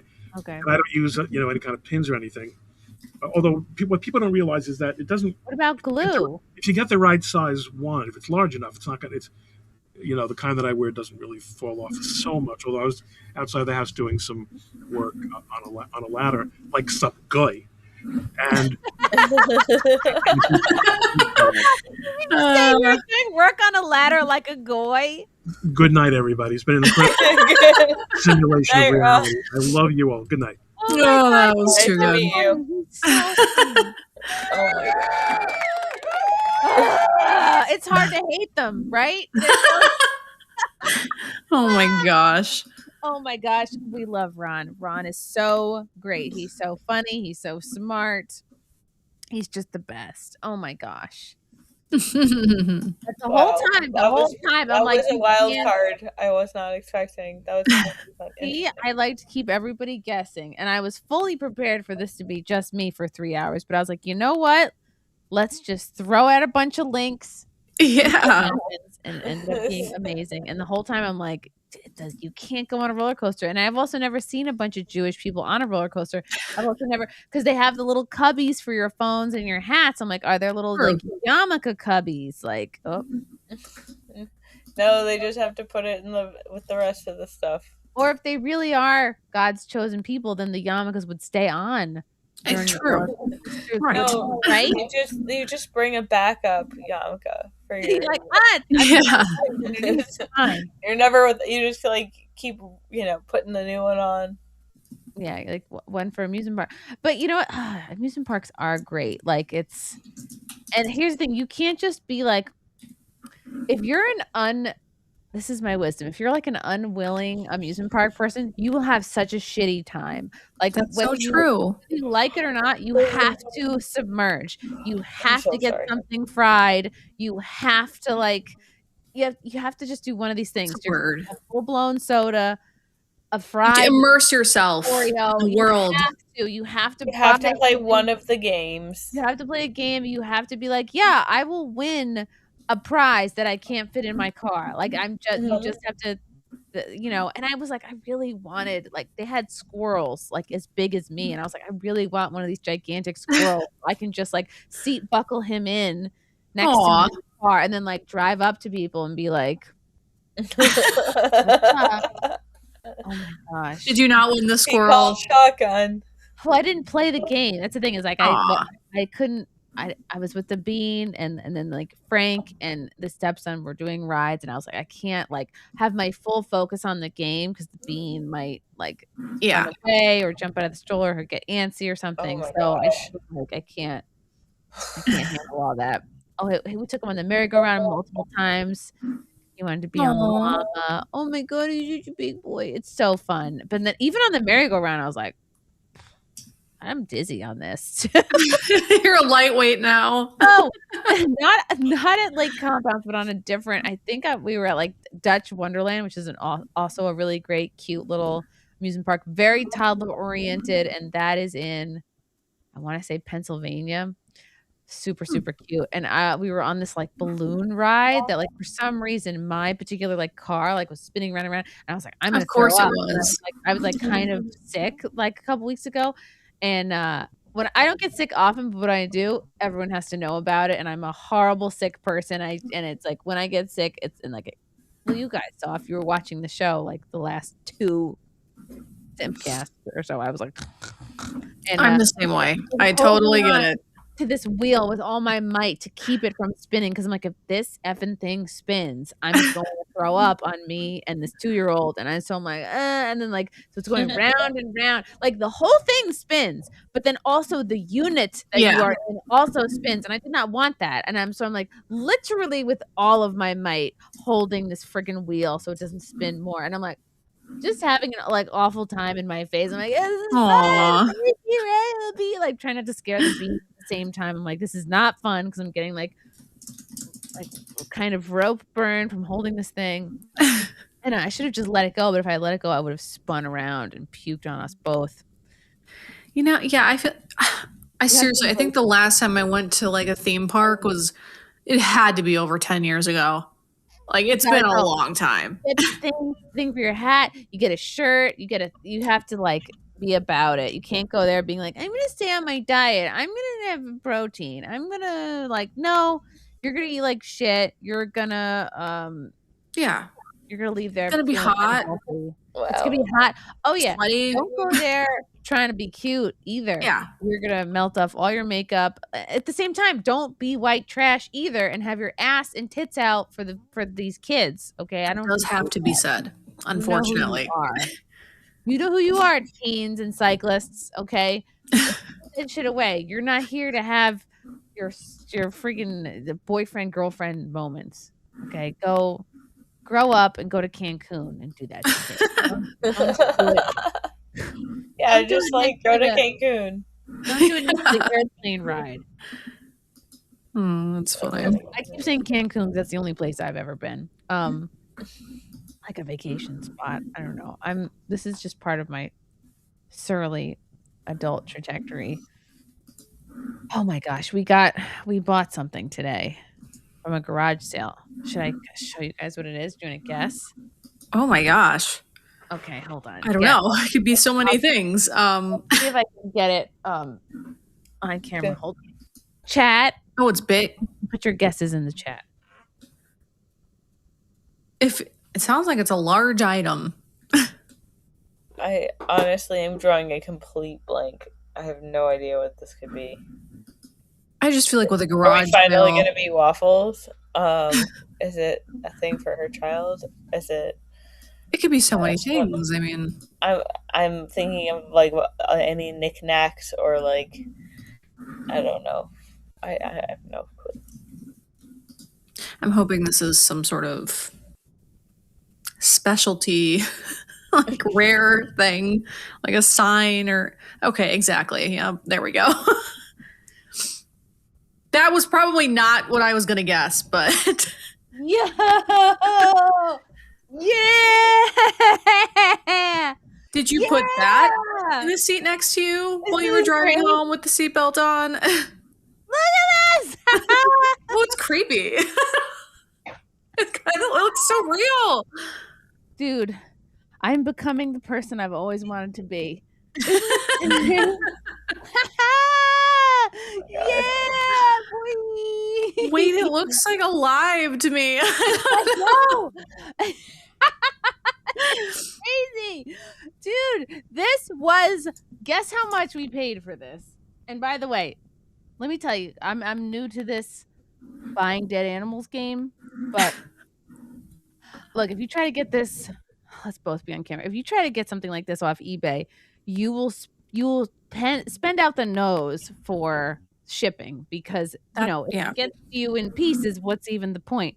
This was just at a garage sale, like near where we live, and the guy is telling us all how this it was roadkill. Oh my gosh. It was roadkill, and it was like something about I'm forgetting the whole lore to this thing, but something about the season that it's in, like so the horn guys, I don't know if you guys can tell, but the horns are kind of fuzzy, and at a certain time of the year the deer like to scrape their horns against stuff because they're trying to get this fuzz off, and then while they're doing it they're sort of bleeding. That's what's going on here. I mean, I think they painted over more. I don't know why they would do that. They would like paint it more red. That's more gory. I'm like, why? But they said this isn't a traditional like hunt because the antlers would already be bare. So anyway, I guess it was someone ran her over. I think it's a lady. And then what's her name? I don't know. Well, I asked the bean what we should name, and I'm like, what should we name the deer? And his name for everything now is just 2 because I'm always like, Frankie, tell them how old you are, and he's like 2. So now I'm like, what should we name this or that? And he's like 2. So that's cute. This is 2. Hello, 2. Guess how much we bought 2 for? $5. $2. $2. I don't know. $5. More than $2. Imagine she opens her mouth and goes, "Ham." It's scary how real that looks. It's so good. Wow, I've always wanted one. Hold on, did I get lipstick on it? No. It looks so real. Like there's still life in those eyes, I swear. Look, can you see? Can you see what I see? I should be. We have this kind of stuff everywhere in Minnesota. I should be used to it, but I love this. It's a little. This is my full. Not that I'm about to wear head to toe flannel. Maybe that's the next step. But this is so great. Anyway, $40. $40. $40 because this person was moving and they were like, just get it out of my sight. And I was like, done. $40? That seems like a lot. 40. Are you kidding me? Something like this goes for like easily 200. And that's the thing, is you spend more for shipping. Yeah, taxidermy deer head. I had no idea about this world. I don't know. They painted the antlers. I think that was a creative choice by the previous owner because they wanted to show that. Maybe I would do it if I hunted one myself, but the only other one I would want, my son's namesake, he was so good at deer, like hunting during deer season, that he would like fill his limit in like the very first week. So he switched to using a bow and arrow. Oh. And he has like a bunch or at least he has had like a bunch of those. I would definitely like have one of those because that's like meaningful. But otherwise, like, could see the whiskers. Just go shoot one. Whiskers. It literally looks like you're just in there with a deer, like a real deer.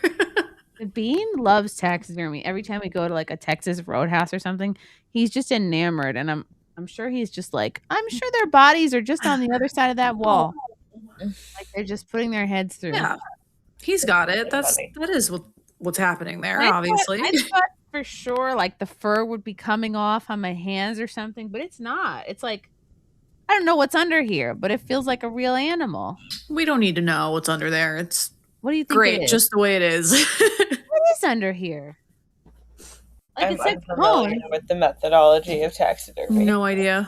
A deer. It doesn't smell. It doesn't smell like anything at all.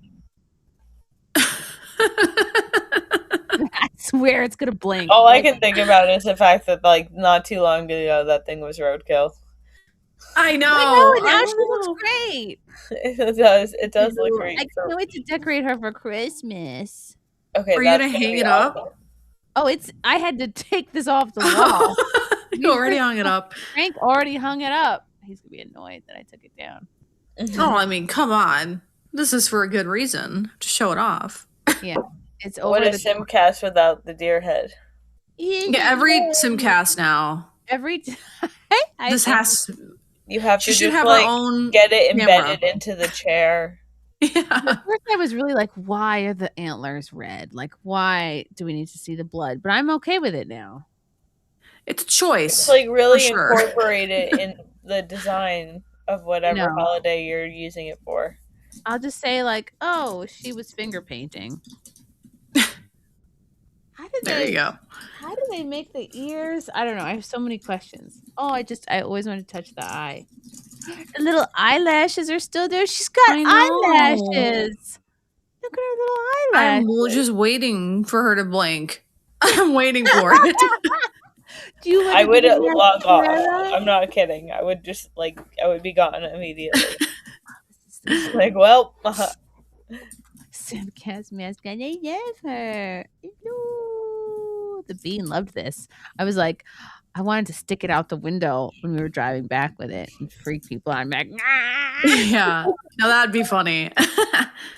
Oh my god, what are the dogs think about it? Dogs haven't seen it yet. Oh, they're gonna bark at it. Do a lot of pranks with that thing. Oh yeah. I also don't want to damage her. She's been through a lot. Yeah, to say the least. He? Oh, right. Oh, I wanted it to be. Doesn't it look like a girl, though? It's a boy? I don't know. Seriously. Antlers mean boy. I'm like the worst Minnesotan. I don't know anything about like deer. I don't know anything about moose. Yeah, no, any of that. Boy. Boy. And look at the back. Looks like a ridgeback dog. Like I can see the stitches. Look, and that's the back. Ugh. Yes, behind the scenes. How fun. What in the world? They have to staple it to this. I guess it's wood. Do you think that's what it is? The whole body is wood? I don't know. Yeah, there's got to be. Who's there? Yeah, what noise does a deer make? I don't know. I could go grab one of my son's book and push the button. Actually, baby deer sound like babies crying. Really?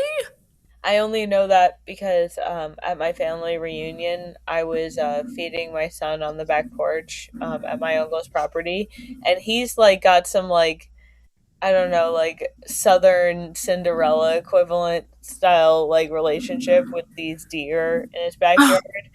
And this one deer was like, he showed up because he started laying out food, and it just started walking towards him, and my son started making noise, and this deer went fully alert and like ran basically up to the porch where I was sitting and just like stood at full attention facing me. Wow. With ears and tail fully up, basically looking at me like making sure I didn't have one of its kids or something. Like, I'm gonna go hang him back up.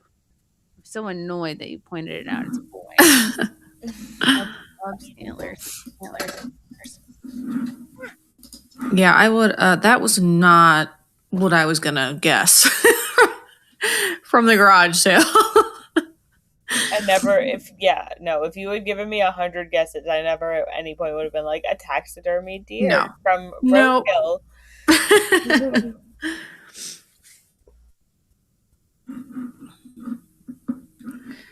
Oh boy. I'm sorry, I'm like extremely dead. You're freshly postpartum, aren't you? Yeah, he's gonna be 7 weeks tomorrow. Oh my gosh, 7 weeks? I feel like you just had him. Mm-hmm. That's crazy. Well, how's it going? Is it It's so far so good? Yeah, no, he's wonderful, and my other kids love him, and my daughter is like obsessed with him. My oldest is like so cute. She like constantly wants to like hold him, and she like asks to like feed him a few times. It's really funny. That's the best like case scenario ever. I love that. Yeah. When they start taking care of each other, and then you can do stuff. She definitely tries to like help the second youngest too, like when she's like walking or whatever, or if she could tell she's like struggling to get somewhere, she'll like just decide to take over. She'll like lift her up and like walk her over. And it's like, okay, it's a little dangerous, but like I appreciate the sentiment here. Yeah. That's sweet. Mm-hmm. I have a different but equally as cute feeling when like I see my 15-year-old stepson, who is gigantic now. Oh, like, really? Almost as big as his dad, like with the little bean, because it's almost like you're like, is this your son? Was there a horrible teen pregnancy? No, it's like that's just his step brother, and no, he's so sweet and so great with him. Aww. and then sometimes he's like swinging him around by his arms. I'm like, oh, don't do that. You're gonna pop his wrist. Yeah. Like, because my algorithm is now all like, what not to do, what to do. It's all like parenting stuff. You just never know how it's going to go with other kids of all ages. So it's always good when it works out, you know? Yeah, no, he's so good. He's so good with kids, and he's got a lot of siblings at his mom, so he's very, very good. He just like pulled a bunch of weeds from the yard today. I'm like, this is just to be nice. No, there was a Steam gift card in it for him. Oh, or something. That's okay. Involving Fortnite. I don't know. It was a bribe, but the weeds really needed pulling. So, yeah, everything's great. Yeah. Mine's still at the age where she like genuinely gets a kick out of like getting to help do chores, and I'm hoping to like push that into, Well, I was reading you have to get them on chores, like try to start as early as possible, but it's like the number one thing that creates a work ethic in adults. And that is why I don't have a work ethic, is because I didn't have chores as a youth. So I didn't. That's interesting. I did not either. And I always feel like I don't have like the best work ethic either. I'm not terrible by any means, but I know people who work like a full-time job and they do content creation. They do all this. Like, that's just not me. Like, I'm struggling with the job, But my parents never really made me do many chores. So maybe that's why. Yeah, they didn't make us do chores. They also didn't really like teach us how to. It was a strange dynamic of like, we weren't really taught how to do chores, but then we would get yelled at by my dad for not doing them. He would yell at my mom like, "You're supposed to do chores," and he'd be like, "I'm in charge of everything outside the house. You're in charge of everything inside the house," like, which includes the kids. We're in the house, but yeah, that's so interesting though. Okay, well. She better be getting on those chores right away then.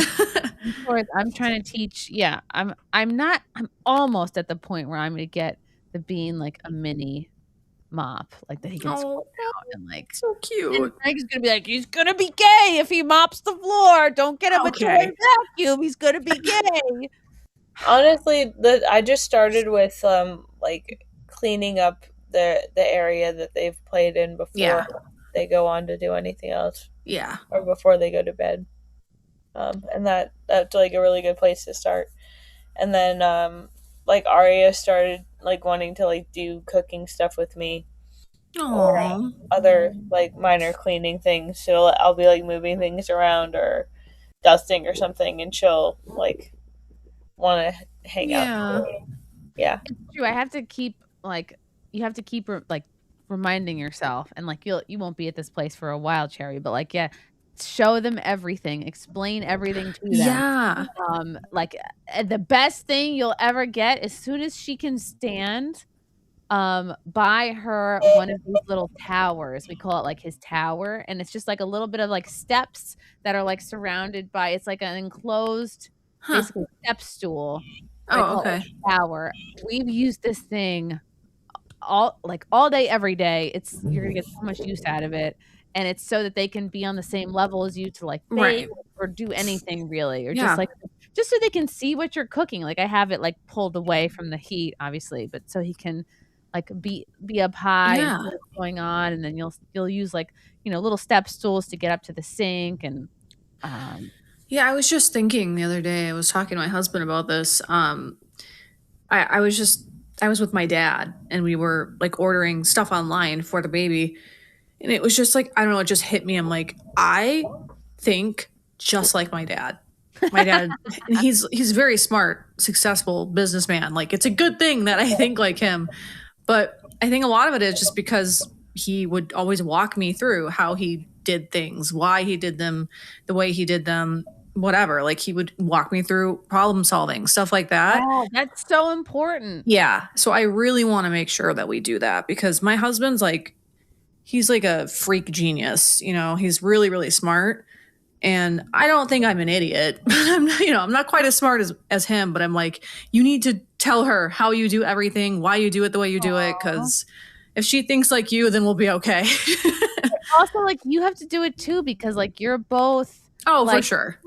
You have two different energies, and your way might hit her better. Might definitely, hit her better on certain things. And and there's certain things, my mom, I am my mother, and just certain things she does. But again, my mom's also a very successful, accomplished woman. So it's good. But also I was only a child, so I kind of feel that has a lot to do with it too. But I don't know. It's just so important to explain to them, why behind things. I was my dad. My dad never. I wish I could be Dad, why are you hitting me? Why? Just yeah. I can. And because my dad hit me, and so on and so forth, and my trauma is passed down. Oh, it was fine. We got over it eventually. That's how my mom's dad was with her, my grandpa. So it's sometimes, it's a generational thing. It's a thing. It's boom. A lot of boomers. Who in the chat has boomer parents who hit them just for sport? Anyone have a chair thrown at them? Anybody? How fun. We all had a fun. Oh, yeah. Yeah. It's okay. And you know what? I forgive him completely, because your parents are only doing the best they can with the tools they have at that particular time. You just have to realize they're not perfect people. They're not superheroes. They just once you have kids too, you just realize you just have you look at your parents so differently once you are a parent, and it's okay, I know it's their first time doing this too, so. Yeah, it's once you're a parent, you're oh, the best time to eat a pint of Haagen-Dazs is after your husband falls asleep. That is that's what my mother did, and now I understand it. So look at you sideways, and we just don't buy Haagen-Dazs anymore, because we know that's what happens. Yeah. Oh, deranged lunatic. My dad's an abusers in the chat. See? We're all, and it's hard to even say the words, because you're just going, oh, he spanked, oh, he hit me. It's because you don't want to sound like you're being dramatic. Just, hey, and then we'd watch Married with Children together, as a family. Yeah. My parents were. My dad wasn't abusive at all, but he had a really bad drinking problem, basically until 5 years ago, really. And he was successful, but his drinking, oh my God, he would get so angry. He just first he was such a bad drunk, he'd be angry, and then he'd be whiny, and then he'd yell at my stepmom, and then he'd yell at me, and it's just one of those things, and it's just not. But you gotta I forgave him. I mean, whatever. That was his thing. That was his vice, and he doesn't drink anymore. So Wow, that's great. yeah, My dad drank a Yeah. lot too. It was hard for me to be like. Took me a long time to even. I just thought it was normal. I was like, everyone's dad too. comes home from work, lays on the floor, puts their feet on the couch, and has 5 or 6 Heinekens. Like that's what dads do after a hard. He works very hard. I thought everybody's parents like just like fought, like screaming at each other all the time, and then I was like, oh, every night to your parents screaming about money. This is just what we did. Yeah. Aww. Yeah. But yeah, I mean, my parents are older too, so I think it was just a different. It was a different time. Yeah, my mom. It would have been my mom's birthday on July 20th. She would be, I think, 78 or 79 today. And let's see. Yeah, my dad, I think, would be like 80 or 81 at this point. Wow. Whoa, yeah, that's crazy. Alive, yeah, maybe 80. No, yeah. Okay, so though in September he would have been 80. That's crazy. Crazy. My dad is 65. Oh, I don't know. He's a summer chicken. He's got so much time. Yeah, he has Parkinson's, which I think he got from the vax. Personally, that's when it all started. So holy crap! I didn't even think of. Damn. I'm convinced that's what happened, but it is what it is at this point.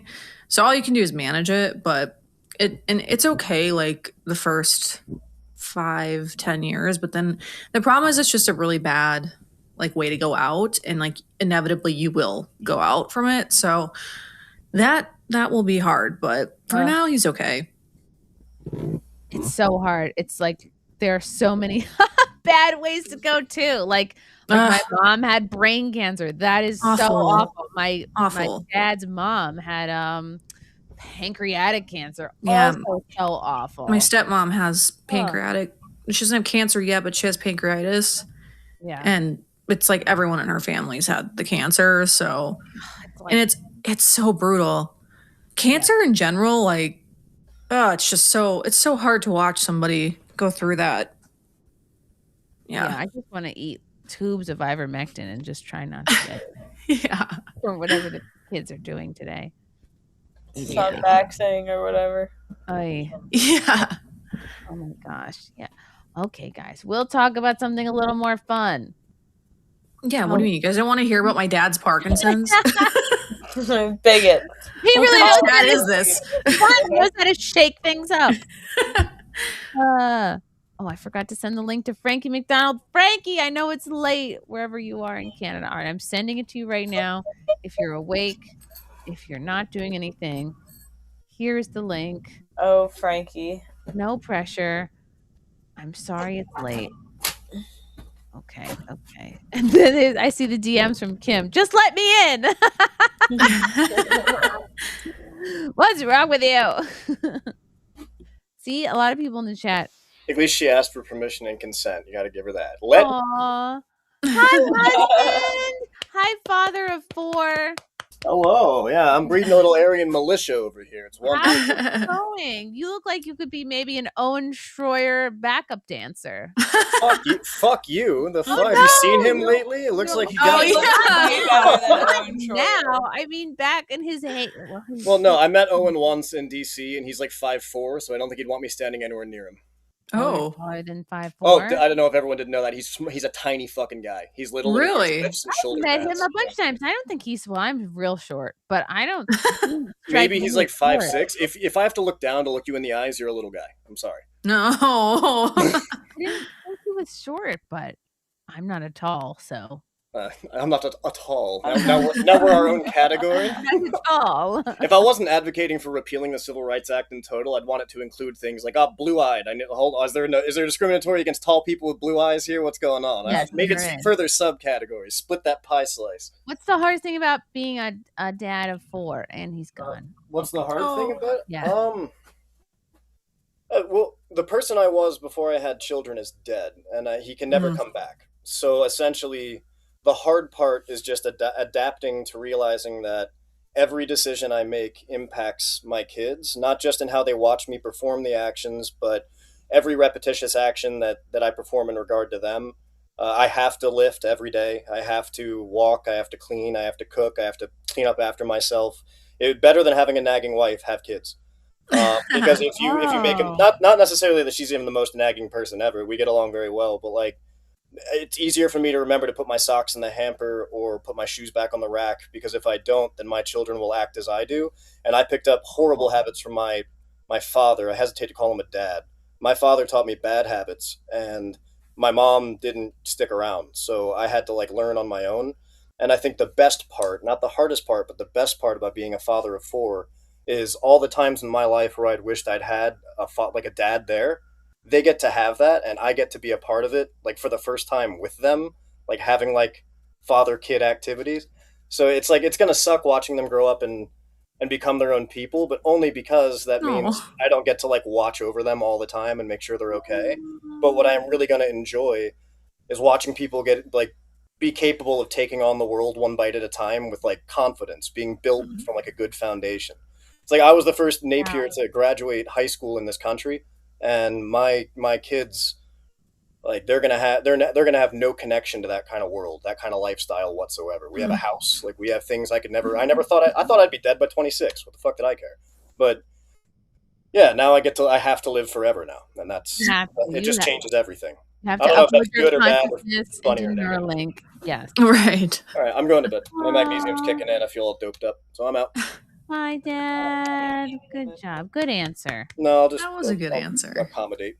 Yeah, bitches and cake. Woo, I'm out. Cake. I love you. Love you too. Aw. I need your husband to talk to mine about. Wow. Yeah. How do you get them to pick up their socks? I'm sorry. How do you get them to clean? Oh, I mean, like, we talk about me being freshly postpartum. He's, like, dealt with all the way up to the pregnancy and then the postpartum. Mhm. And he's, like, honestly, like, he takes on so much, especially, like, right around when I'm, like, really big and, like, right after. Like, he's been really great. He's so good. You were telling me how much he does and did for you, like at the hardest parts of it. Yeah. I mean, No, he's incredible. Aw. Oh, I'll never, like, miss an opportunity to brag about that. That's really cool. I loved his answer about like it's so true because I forget who I was talking to, but it's like when you go bowling and you have like the bumpers on, and the bumper is like you thought, oh, like this is nice because this keeps me from like doing a gutter ball, but really it's like that's I think what kids are is like it's like bumpers. It's like this is literally the physical thing that keeps me from drinking like too much, but really drinking at all, or like staying out too late, or like making bad choices, basically of any kind. It's like it's not just it's not you're just like, oh, before your kids are like, oh, I'll have a New Year's resolution or I'll give this or that up for Lent. It's like, oh no, it's something so much bigger and more permanent that like changes who you are fundamentally as a person in all of the best ways. Anybody who's like, oh, I miss who I was before you have kids, it's like you're a loser. Like you're missing being endlessly selfish every moment of every day. know. Ugh. No, absolutely not. Like, raising kids has been the best, and I wouldn't trade it for anything. And I mean, especially, I feel like I've really been like hyper serious about taking advice from people who have lots of kids or who have had lots of kids and are a bit older now. And like the most consistent piece of advice was just like, this is the time to cherish, especially. And it's like I'm also seeing like this is one of the generations where like we're getting the most time with our kids, and like the fathers are spending more time with their kids than most previous generations.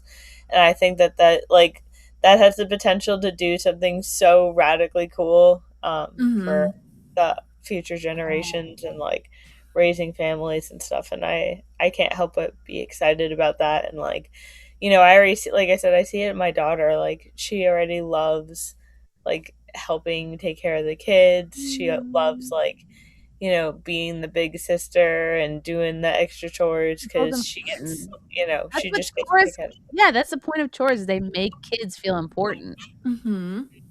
It gives them a sense of purpose and duty. And I'm trying to think, like, even if you think about, like, okay, boomers or silent generation, like, do we even have any examples of what a generation looks like where the dads are super involved? I don't know. yeah. I know it wasn't like that I mean, like, I knew, like, certain families, the dad, like, was, like, kind of at least, like, semi-present, but, like, it's like, night times and weekends kind of thing. Yeah. Because, like, we're all in commie daycare during the day for, like, 8+ hours a day. And then some people do their extracurriculars or whatever, but then, like, there was, like, the families, you had dinner together every night and that was the thing, or maybe it was just, like, on the weekends or just on Sundays or whatever, but it was like you squeeze each other in for a couple hours towards the end of the day, if that, and then sometimes on the weekends. I don't know, depending on what age you are. Yeah, it's my I'm the breadwinner in my house, so my husband actually will be, just the way his job is, he'll be home more than I will, and I'm actually excited for it because he's going to be such a good dad. Like, I'm so happy that he's going to be the one. I'm doing great so far.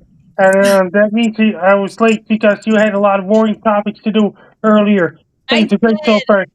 Chino was in Florida, did a stand-up comedy on Saturday night. Chino's in Florida. Gino is in Florida, right? He last night did his headlining show at the Sad Man Comedy Club in Boca, Florida. Yes, in Boca, Florida. Boca Raton, Florida. Chino Bisconte's doing great so far. He's having a great time. And Keanu Thompson was there too. She's doing great so far. And I was at Montana's and things like this on Sunday. I was singing karaoke Phil Kasuf Saturday night.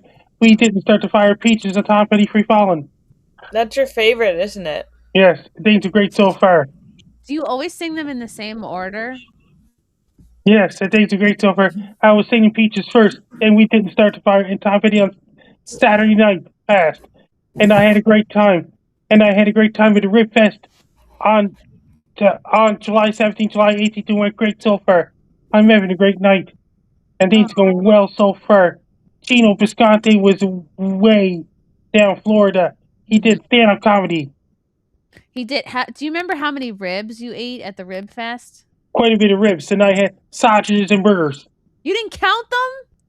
I had 3 sausages. Okay. I would count all of my rib bones. I had 3 chickens. Wow. 3 old chickens. That's impressive. He can eat a lot.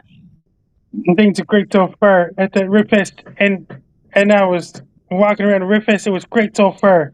Were you getting recognized constantly at Rib Fest? Yes, people recognizing me so far. Things went great so far. Oh wow, Frankie, look at this cat. The great one so far. Oh, what kind of cat is that? I want to go get my dog. Please. Go get your dog. Oh, Waffle! Okay, I'll let you go. I don't know if you could hear earlier, Chrissy, but one of my guesses was we're finally going to meet Waffles. Oh, Terry, I'm having a great day so far. Just imagine if Chrissie Mayr traveled to Sydney, Nova Scotia. You'll be filming Pitt Street in Sydney. I would be. Oh my gosh, I'd be doing several podcasts out of your house. You'll be doing it sometime soon. That was quite the laugh, Frankie. You'll probably film at the Mayflower Mall. I would film at your house. I would sleep over your house. We'll have dinner there. I'll bring Frankie and the baby. We'll all stay at your house. That's a Holiday Inn. The Holiday Inn. Just imagine that, and that means that you'll be at the Mayflower Mall. Frankie, do you like amusement parks? I was there back in 2007 at the Hitchy Circus in Sydney, Nova Scotia. I was on a fast scrambler ride at that time. Oh, What do you think of roller coasters? Roller coaster. So I was on that in the early 1990s. That was one of the scariest rides I was on. And Oh, another scariest ride I was on is big water slide at Upper Clements Park back in the early 1990s. That was the roller coaster at Upper Clements Park was the scariest ride I was on. it was so scary. Oh my gosh. See, I'm with Frankie. It's just I feel like life is scary enough. Why do you need to get on a roller coaster? And Upper Clements Same Park reason that I in love going in Mosh Wayland, Nova Scotia, it's now abandoned. Oh, it's abandoned? Oh, Yeah. Even better. good. Good, as it should be. Oh my gosh. They closed down in 2019. Oh man. Not even during the pandemic. I couldn't even make it. And a year before the pandemic, Upper Clements Park went into business. A year before the pandemic. Oh, okay. Let me just refresh this. I want to make sure I'm not missing anybody. Super chats. Because they're not coming through on the Rumble Studio for some reason. Oh, I see them. I see them. Russell Hall, thank you for the $5. You have to get some chicks good and drunk before they're willing to go on the big wooden one. Sam, thank you for the 2. Do the Asian glasses fit on the deer head? Oh my gosh, you're a genius, Sam. I have to find those glasses. Yes, that's where they will permanently live. And the other guy, Anthony Rogers, does the Rumble Studio just like you. Oh yeah. Speaking of Rumble Studio, guys, what should we talk about? What should we promote today? And that means Speaking of Rumble Studio, that means you got all the past episodes of Wet Spot on your hard drive from Compound Media days. I do. You know what else? Rumble Wallet. Oh no, I'm covering Frankie up. Oh no. Okay. Now I'm covering Cherry. Now I'm covering up Kim. Guys, we hear a lot about crypto, but here is the part that most people miss. Crypto was created so that you could actually own and control your money. After the 2008 financial crisis, Bitcoin, Frankie, say Bitcoin. Bitcoin. Bitcoin was designed as an alternative to banks. So instead of a bank holding your money, delaying transfers, or limiting access, you're in control. I lost my spot. Oh, and if you ever had to wait for a transfer or to clear, you felt that problem. Now, fast forward to today, everyone's heard of crypto, but getting started still feels complicated. That's exactly why I use Rumble Wallet. It takes all that complexity and makes it simple. Choose what you want. Bitcoin, dollar-backed stable coins, or even digital gold backed by Real Gold. No complicated setup. It connects with MoonPay, so you can even use your credit card, debit card, or bank and be up and running in minutes. Once you're set up, you can even support your favorite Rumble creator like me directly. So do this now. Scan the QR code or click the link in the description and download Rumble Wallet. From there, you can set up your wallet, tap buy, and you're in the game. In just a few minutes, you can go from hearing about crypto to actually owning some. Thanks, Rumble Wallet. Wow. How exciting. Bitcoin. Bitcoin. And if you're here about this, and that means then it'll just wait till 2028. There'll be Olympics. The Olympics already? Oh. In 2028, what happens if Gino does stand-up comedy during the Olympics from July 14th until July 30th, 2028? Gino Visconti has to be extremely careful around the Olympic period. Why? Why does he have to be careful around the Olympic period? Because too much security in Los Angeles when Gino does stand-up comedy. Oh, the Olympics are coming to Los Angeles? I didn't even know that. From July 14th until July 30th, 2028. If Gino does stand-up comedy in Los Angeles around that period, Gino will have to be mighty careful. You're so right. Did you warn him yet, or did you just realize that the Olympics? That'll be on the Hot Water Show. Mm-hmm. Okay, I'll make sure to remind him too. And thanks to Frankie, I knew that Gino was performing in Florida last night, and I told people to go. So I hope he had a good crowd. And Kiki was there, so I can't wait to hear all about it. Anthony Cumia is still doing a radio show on Sunday nights, and Don Jameson is doing a radio show on That Metal Show. Don Jameson is doing That Metal Show in comedy clubs. I know. Hopefully, Anthony. I'll get to see Anthony maybe next month or something. Next time he's in New York, we'll hang out. Okay, cool. But Gino will be Anthony again. Yeah, everybody was hanging out. Anthony and Eric Nagel were hanging out at Sullivan's. I was feeling a little bit of FOMO, but on the other hand, And Kevin Sullivan, the host of 21 Gun, would have to fly from Carolinas to New York. Oh, right. I forget about that show. They were a virtual show. 21 Gun used to be on Compound Media. Frankie, did you see my deer head earlier? I had a deer. Well, I didn't hit the deer. I bought it at a garage sale for $40. Where Compound Media New York used to be, somebody else took over that spot. Oh, right. Who's there now? Do you know, Frankie? Don't know. We'll have to get to the bottom of that. Find out. You have to walk down to where Compound Media used to be. I still know the elevator and the door code. I'll get in there. I mean, yeah, it was 3 years ago or 2 years ago that it shut down. And Gavin McGinnis Studios over in Brooklyn. Oh, yes. I kind of made up with Gavin, sort of. Sort of. We're on okay terms. What else? Look, Frankie is such a consummate professional. He actually mutes himself when he has to cough, which is something many guests don't do. That's why we love Frankie. Team Canada. I gotta get a Team Canada shirt. Frankie, did you ever find out who started the wildfires? It's the Mother Nature started it, not me, not anybody else in Canada. Okay. I don't know, Frankie. I don't know. Really, is Mother Nature going to sit there with a lighter and a bunch of dry leaves and go? It's the lightning. The lightning. I don't know. I feel like this happens with Canada a lot, like too often. Canada needs to learn their lesson.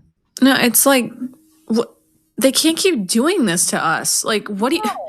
Why can't we do something about this? I know it's really horrendous. I officially suggest that we declare. That means somebody will do video edit.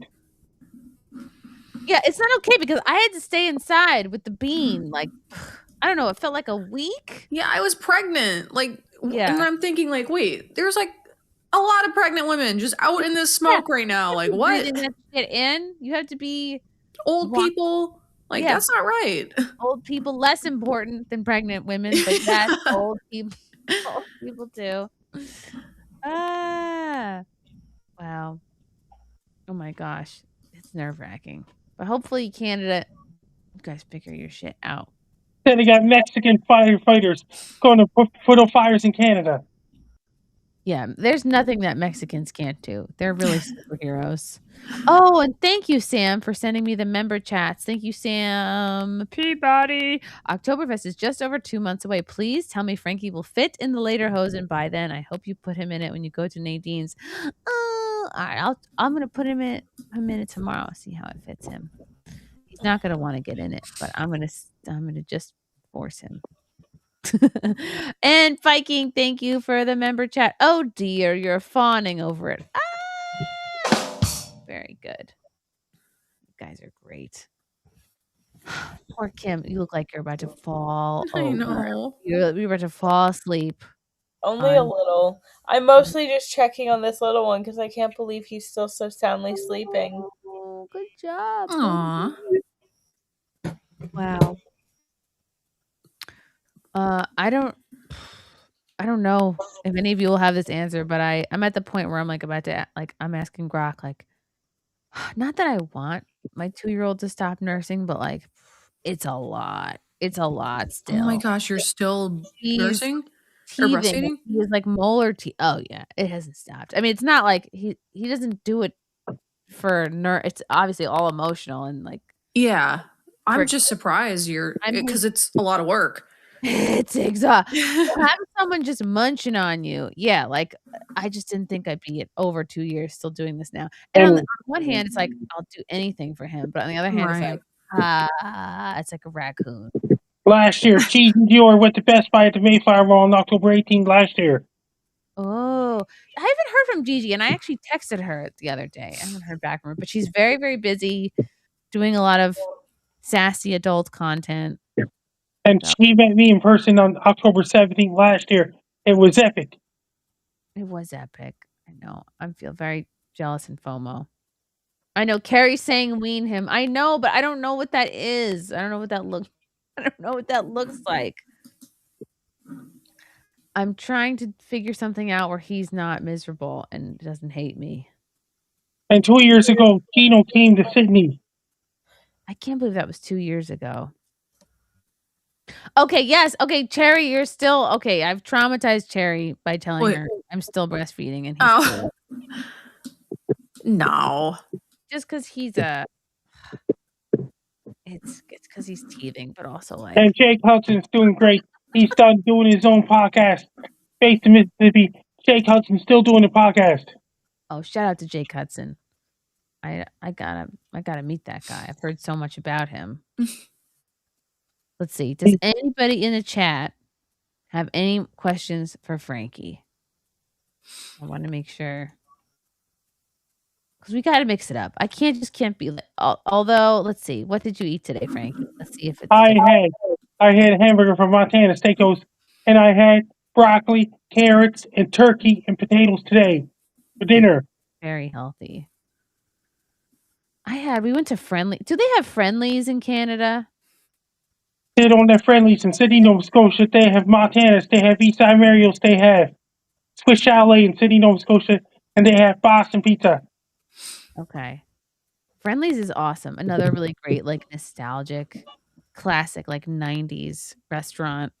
And, oh my God. It's just like, I don't know. It's kind of like an ice cream parlor aesthetic. And then they serve, like, average food. But it's like, oh, it's so nostalgic. I don't know. We went there the other day after the park. And I got this, like, it was like, yeah, turkey stuffing, mashed potato. One of those, like, comforty type meals where you're like, this isn't really like good. Stop. That sounds too good right now.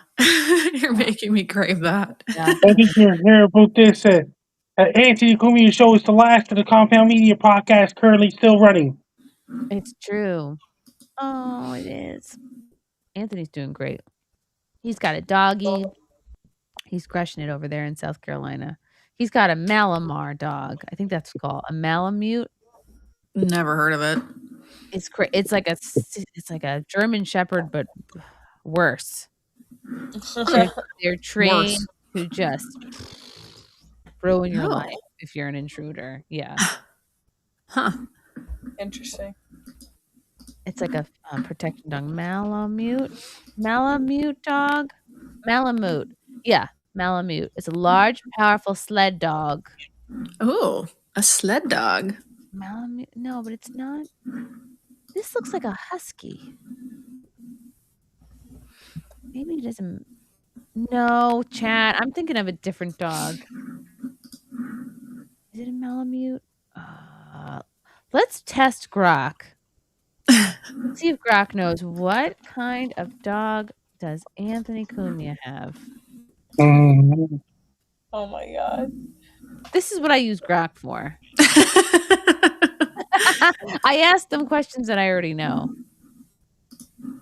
Scanning. Also, I'll tell you guys a way to short circuit Grok or any kind of AI. Oh, he has a Belgian Malinois. I knew it. It's a Malinois.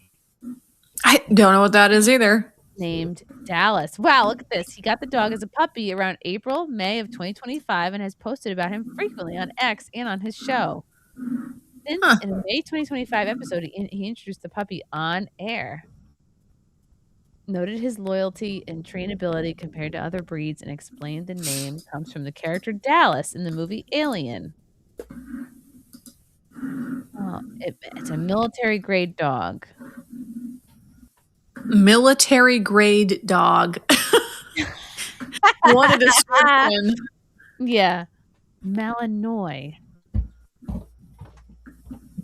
Okay, a highly intelligent, medium-sized, herding, and working dog. I don't do either of those things. Known for its intense energy, drive, and versatility. Police, military, it does search and rescue. Yeah, I'm really going to bed this time. I just had to take a bunch of creatine first. Good night. I want but- creatine. Give me some. I'm sorry. Taking creatine to stay huge. No, Okay. I take it. I take it at night instead of the morning because then like I don't want to have to chug a bunch of liquid in the morning, and I'm already a White Monster addict. So like I don't want to drink 32 ounces of White liquid when I wake monster up. addict? Fuck yeah, me and Kevin Deanna keeping it strong. You mean doing Hey, protein? Chrissy, there's another guy who does the podcast Monday to Friday afternoons. BF Train Alive. Oh. Absolutely. Love you. Good night, husband. They got another guy doing the podcast Monday to Friday. It's BF Train Alive. Oh, sounds like staying alive. Okay, Frankie, where can people follow you? If you want to follow me on social media, my blue sky is at Frankie McD, my link tree is Frankie McDonald, and my thread is at Frankie McD94, my X formerly Twitter is at Frankie McD, and my Reddit is FrankDown94, and my subreddit is Frank Down. My Facebook is Frank McDonald. Frank McDonald. My Instagram is Frankie McD94. My TikTok is FrankDown94. My Clapper is FrankDown94. My Twitch is FrankDown94. My Snapchat is FrankMeCD1. My YouTube channel stocks will say my LinkedIn is Frankie Down. Best luck to you. I'm Frankie Down. You're watching the SimpCast. I'll see you next Sunday night.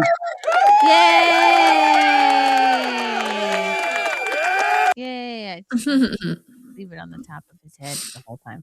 Malinois also confident, outgoing, protective. They form strong bonds with their owners, but they require extensive socialization and advanced training. They're very high maintenance. They have very high exercise needs. They have to exercise for several hours a day. Vigorous. Yeah, if they're military grade. I'm sure they do. Daily physical and mental stimulation. I'm at putting a puzzle in front of him. Like, what is that even like?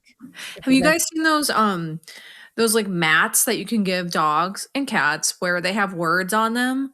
No. And the dogs like start speaking English with you because they press the Stop button and it says like sad. Yeah, There's where a they button have like for- a whole bunch of different buttons, and each button says a different thing or does a different thing. And there was a I've seen dog them- who like I've seen them with dogs and I've seen them with pigs. yeah. Well, there's this famous dog who had this mat, and the dog like gained consciousness and became this dog. He became like depressed. This is the one? I think it was him. He looks a little weird, but Okay. That's a lot of buttons. It's afternoon now. I We would talk now. I could not handle this many buttons. This is too many. I'd be like, what is this, Risk?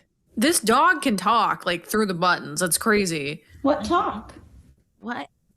Why can't he has like a You should flat look up the top. pig one after this. I will. Oh my god, very smart. Definitely a poodle.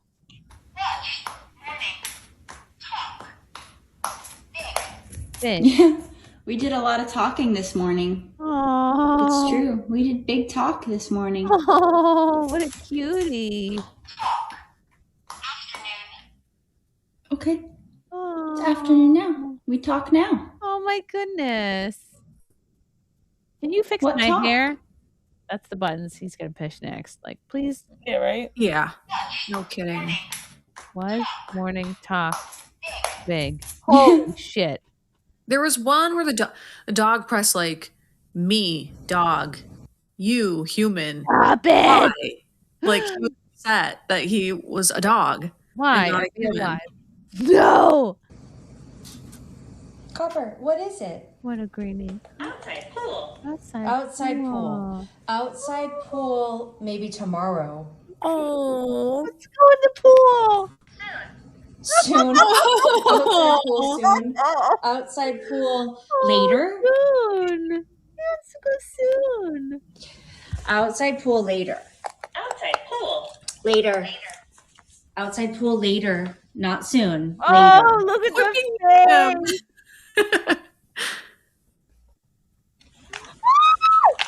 Sad. Oh my goodness. Copper. Outside pool later. Red. Oh my See, god. it's almost like Copper, what is sad when you give it to them because they like, I don't know. I guess he wants to go in the pool Or they're either way. He's just thinking able to that either communicate way. it. Yeah, exactly. Yeah.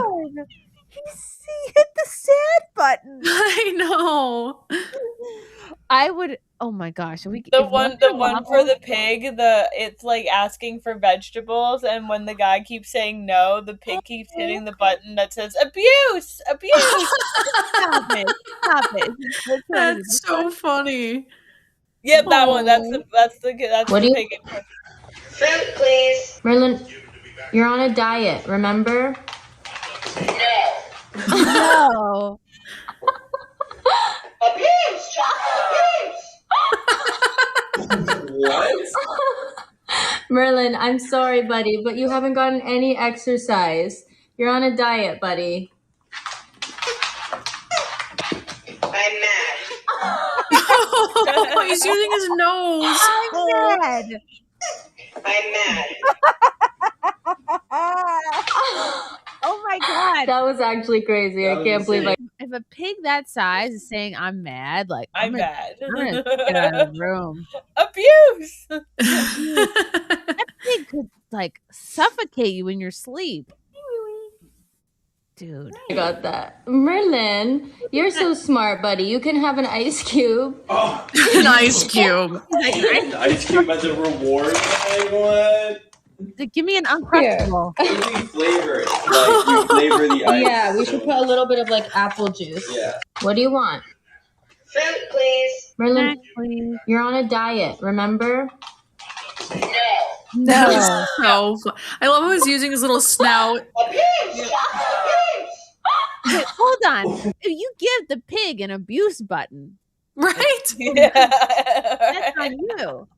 They're gonna push like what would necessitate the pig needing to push the abuse button? A little odd. How do you teach the pig what abuse means? Yeah. You're teaching it to be a dramatic, actually. Oh my gosh. I know. I like almost want to get one for because my cat, the Siamese, he's very smart, but he's also like very mischievous, and I don't know. It'd just be so interesting to see if he could pick up on it because I think he could, but I also like don't want to know. Yeah, I know for a fact my dog, at least 2 out of 3, if Use your not all 3 word. of my dogs could do it, but I feel like It would make you sad. They would be very manipulative. Yeah. My cat's already manipulative without the freaking buttons. Like, yes.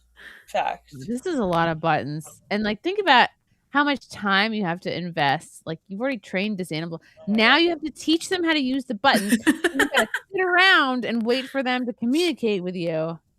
I just think about Count Dankula teaching the little doggy how to do the Sig Heil. Anything is possible, Chrissy. it's true. Mustang. What's up, Mustang? 1-1. Thank you for the $5 Rumble rant. Doodles freak me the F out Same. because some of them look like they have human. Oh, they do. Muffin has Yep. human eyes. Also, we need a horror movie where the dog presses, but that says it's behind you or you won't survive the night. That's hilarious and also frightening. Like, beware. All right, let's see how the cats do it. Use your words. What? What do you want, Kylie? Cat's like, no. Come here. Oh, move the toy from my bed. That's what I'm asking, Kylie.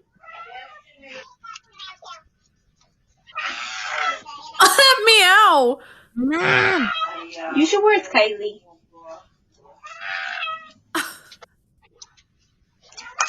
Just dog. Bed. So go sit in the Oh, bed. she pushed the bed button. Yeah. The 2 of them. Oh, she's like the toy has food. Use your words. Bro, that meow is crazy. What? What do you want, Kylie? Oh, and she pointed to it right away. It He's was saying a little move the bed. cat hand. Or move the bed or move the toy. Yeah. What is that? What is that thing to the left? This is creepy. What the hell? That's gonna be your next thing, Chrissy. You're gonna have something like that. Oh no! I'd be like, move that. Move the creepy ass cat skeleton. That looks possessed. That looks demonic. I Why hate would that do thing. That is. I hate it. I hate I that don't so like much. that. I would never bring such a thing as that into my home. No demons. No demons. In fact, per the priest, I threw away all my crystals. Yeah. I mean, you should, really. That was a big moment. That was a big deal for me. I didn't know you were into crystals. Girl, I had a whole ass crystal phase. I had a crystal phase. I had a long astrology phase. I had a Reiki phase. I had a self-improvement manifesting phase. Oh my goodness. What other bullshit was I into? Oh, in my teenage, college times, for sure, Ouija boards. Light as a feather, stiff as a board. What else did I dabble in? I did a little astrology. I wasn't like super into it, but yeah, I never super duper got into it, but I like lightly. My best friend, who's still like my best friend, is really, really into it.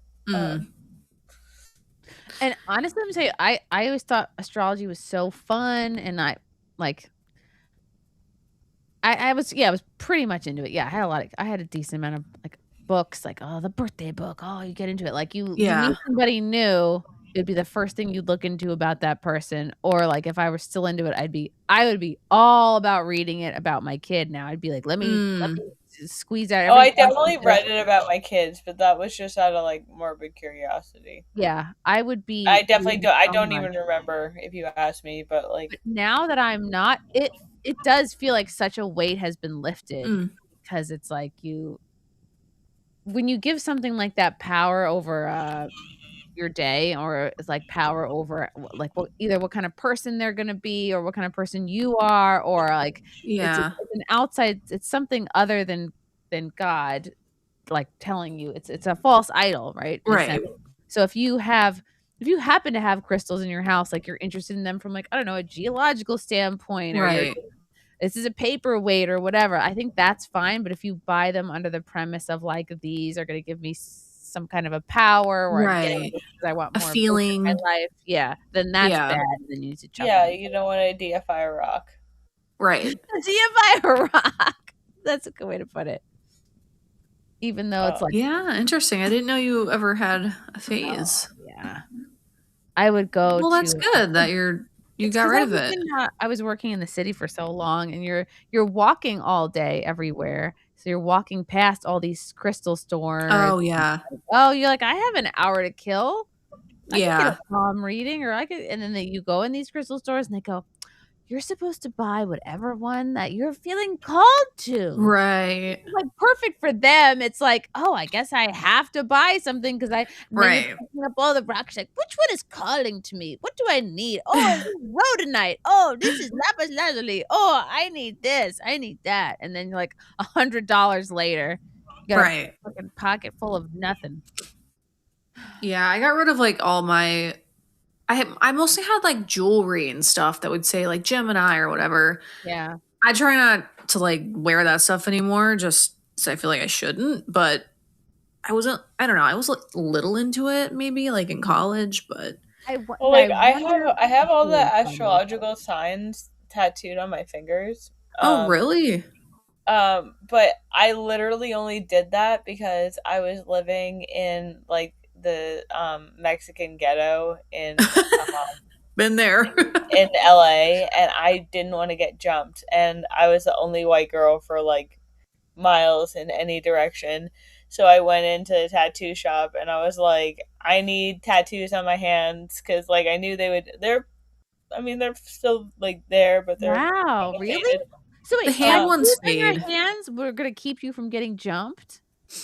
Yeah, because it was I mean, I know it sounds petty, but like it marked me as somebody who wasn't like coming in to try to like do anything great. Like I was just another poor like who was like Hold on.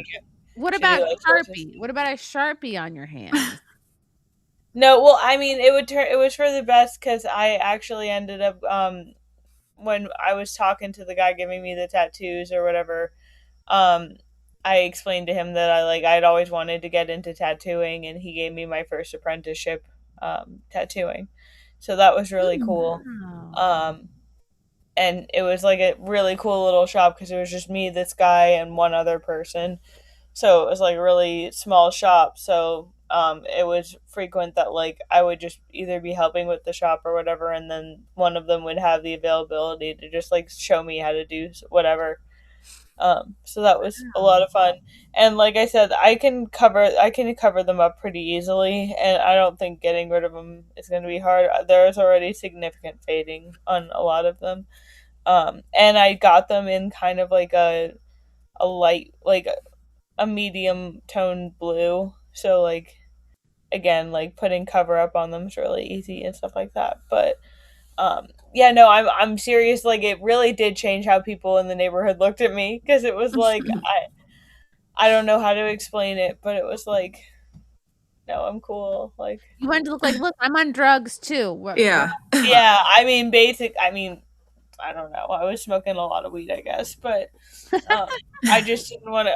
It made me appear. I don't know if threatening's the right word because I was like a tiny little, like especially like at the time I'm pretty sure I had like either bleach blonde or green hair, and you would think that would be enough, but like it actually improved quite a bit afterwards. Oh right, you didn't used to have like kooky hair. I've had like every color hair you can possibly imagine. I did in high school. Yeah, I was a scene kid, an emo kid, so Yeah, I had me all too. the hair colors. Me too. But that extended for me into like mid-20s. Oh, sure. well, that's all right. You're still a kid in your 20s. Yeah. Yeah. Well, I had enough of it, and I was like, found my way back to my high school sweetheart. Thank God. But yeah. No, wild hair was like. I mean, like I think it was still like I don't know. Maybe I was like 21 or 22. I just like randomly decided to like bick half of my hair off. Oh. And like I think maybe it was already dyed pink or I dyed it pink after, but like those pictures still exist on the internet somewhere. No. Oh, I had a very short blonde hair, like Midwestern blonde hair phase. In fact. Oh yeah, you showed us no, it looked really good on you. No way. Yes. I think red is your color for sure, but I think you pulled off the blonde. Thank you for saying that. Okay, I'm even Googling it, and it brings up pictures of Miley Cyrus. That's so funny. What? That's so random. Okay, this is Brave. Let me use Google, which is a real search engine. Okay. Yeah, Brave is not the best for images. Oh, now that I look at all these, I was very, very blonde like a couple summers ago. But let me see short. No, you have to really dig to find that. Okay. Well, it's out there, people. I've been trying to go blonde for like a year at this point, but I'm trying to do it like smart and not just like because I used to be someone who'd have like dark hair and then I'd have like platinum blonde and I just go back and forth. Yep. So I'm like trying to do it smart, but I don't know, just like I'm like I want to be light and bright now though. So I don't know if I can wait anymore. But I also know postpartum, like you lose a lot of your hair. So I didn't. You can get. I didn't lose any everybody. postpartum. It's not a guarantee, but Well, don't blame me if it happens. I'm just saying it might not. I use like a really, really good collagen that made my hair. I can't believe the results I've had with my hair. Really? Just like thickness, length, frizziness. It's unbelievable. So I feel like that will help, but I don't know. Why like bleach it before? You know, at least I could maybe avoid it a little bit, but I wasn't super like good about taking like the postnatal vitamins, and I didn't have any hair fall out. Oh, I do the collagen and the colostrum, and I mean, like I already like eat really well, but like those two things together are really good. I found out I'm anemic from the pregnancy, and they were like, "Well, your levels aren't like that low, so you could just like take supplements, but if you want, you can do an iron transfusion. I was like, I'll do the transfusion. I feel like I'll get a little bit of energy from that. This is a hell of a way to. Are you ready for these? What? Oh my gosh, no, you really were? Look at that. Oh, wow. You. How? No. I kind of like it though. What? You really shaved half your head. How old now are you? I get what you're saying with the tattoos. Like I get. Oh my God. See, with this hairdo alone, I would leave you alone. Exactly. I think it looks kind of cool though. So traumatized if she's left the chat. Oh my God. That is crazy. You look crazy looking. You're like using an inch of black eyeliner. But we all did. We all had that phase. We did. It comes down to like how much your parents allowed you to like alter your looks, right? Oh, my dad did not give a fuck. He did not care, but my mom cared so much. My parents were never married, so like they were never together, so they used to fight over this about how I could do my hair and how I could dress. And yeah, but I always was like a kind of like a punk, like an emo, like that whole thing. Like my first favorite artist was Avril Lavigne, and then I loved Paramore, and just always like the punk girl, you know. So it was funny, but I used to have like bright red hair, like fire truck hair. I had blue hair for a while.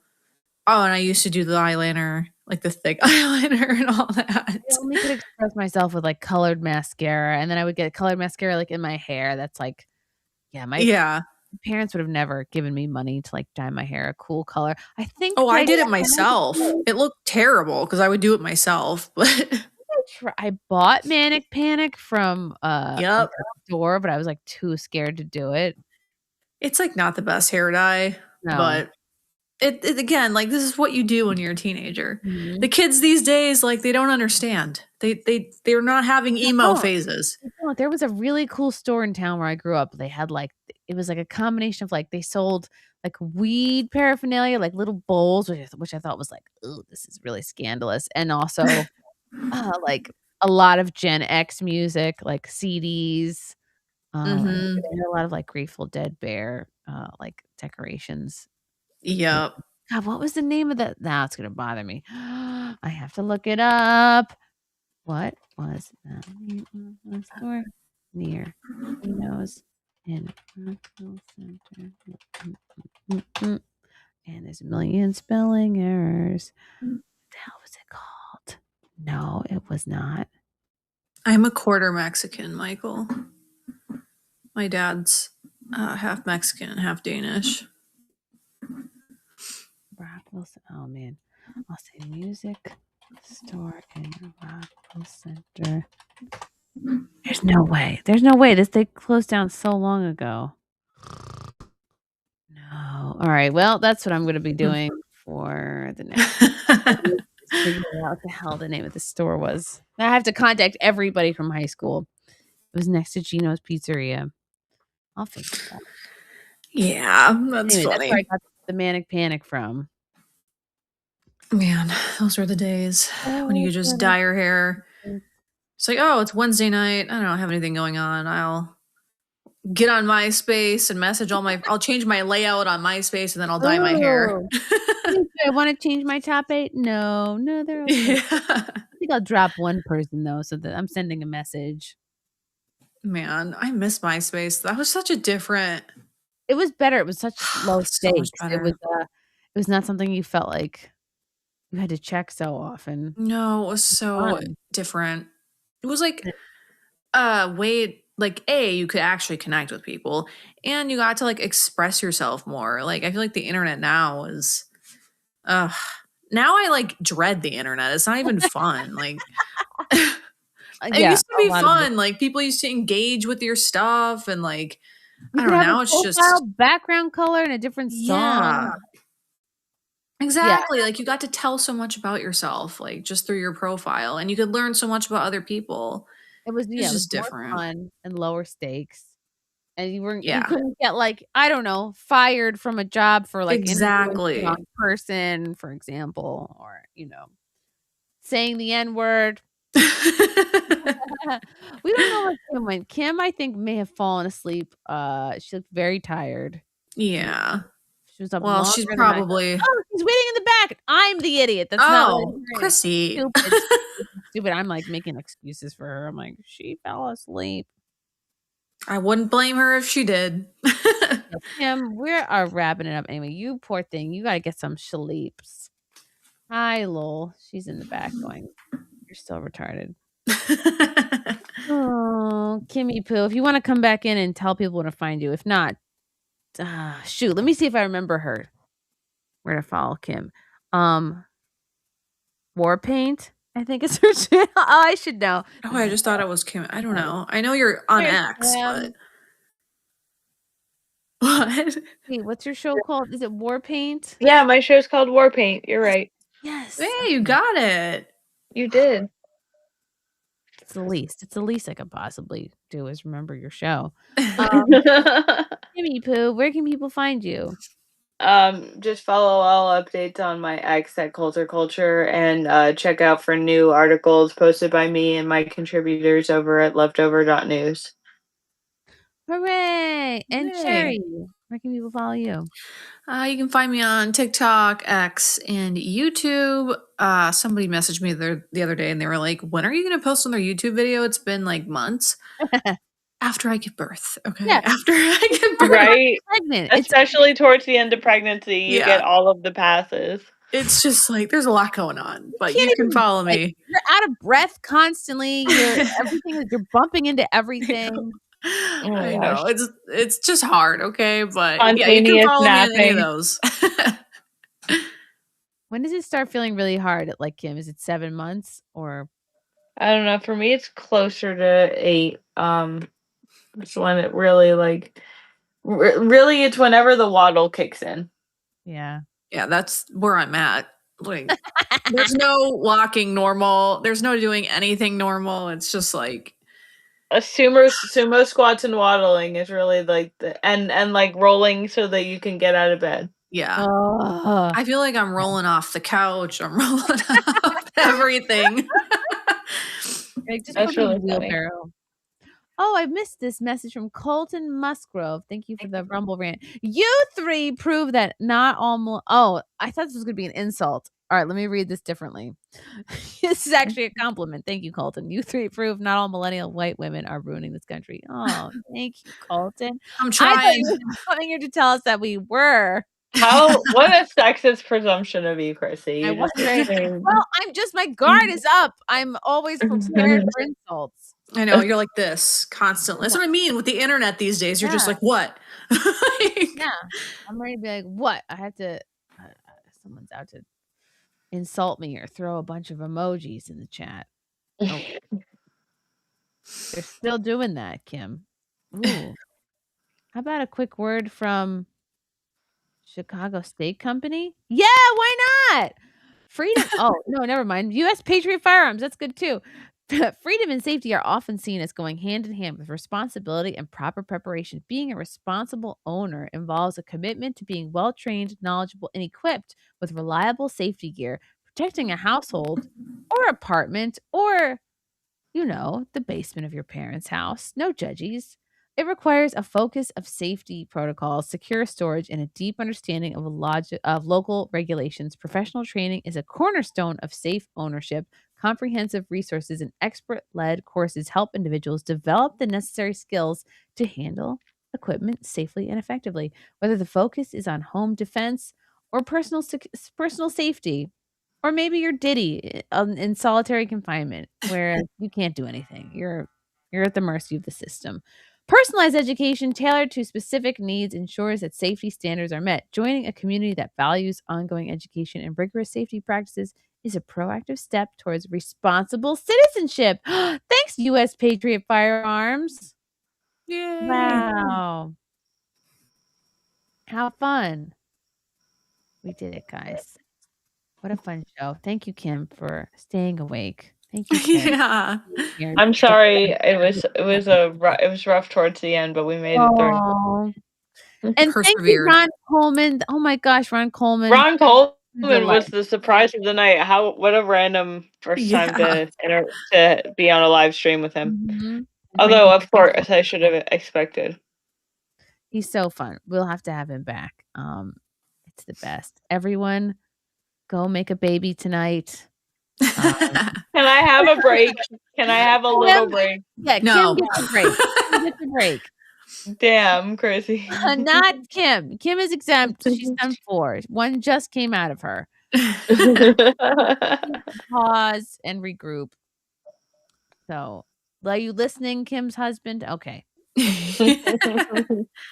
Anyway, I'm going to go back to my bed where the bean is probably sleeping in an L shape. And there are some nights where I have to crawl into the bottom of my own bed like a dog and sleep kind of like at the bottom half of the bed. Because I don't want to move him. He's so cute. Yeah.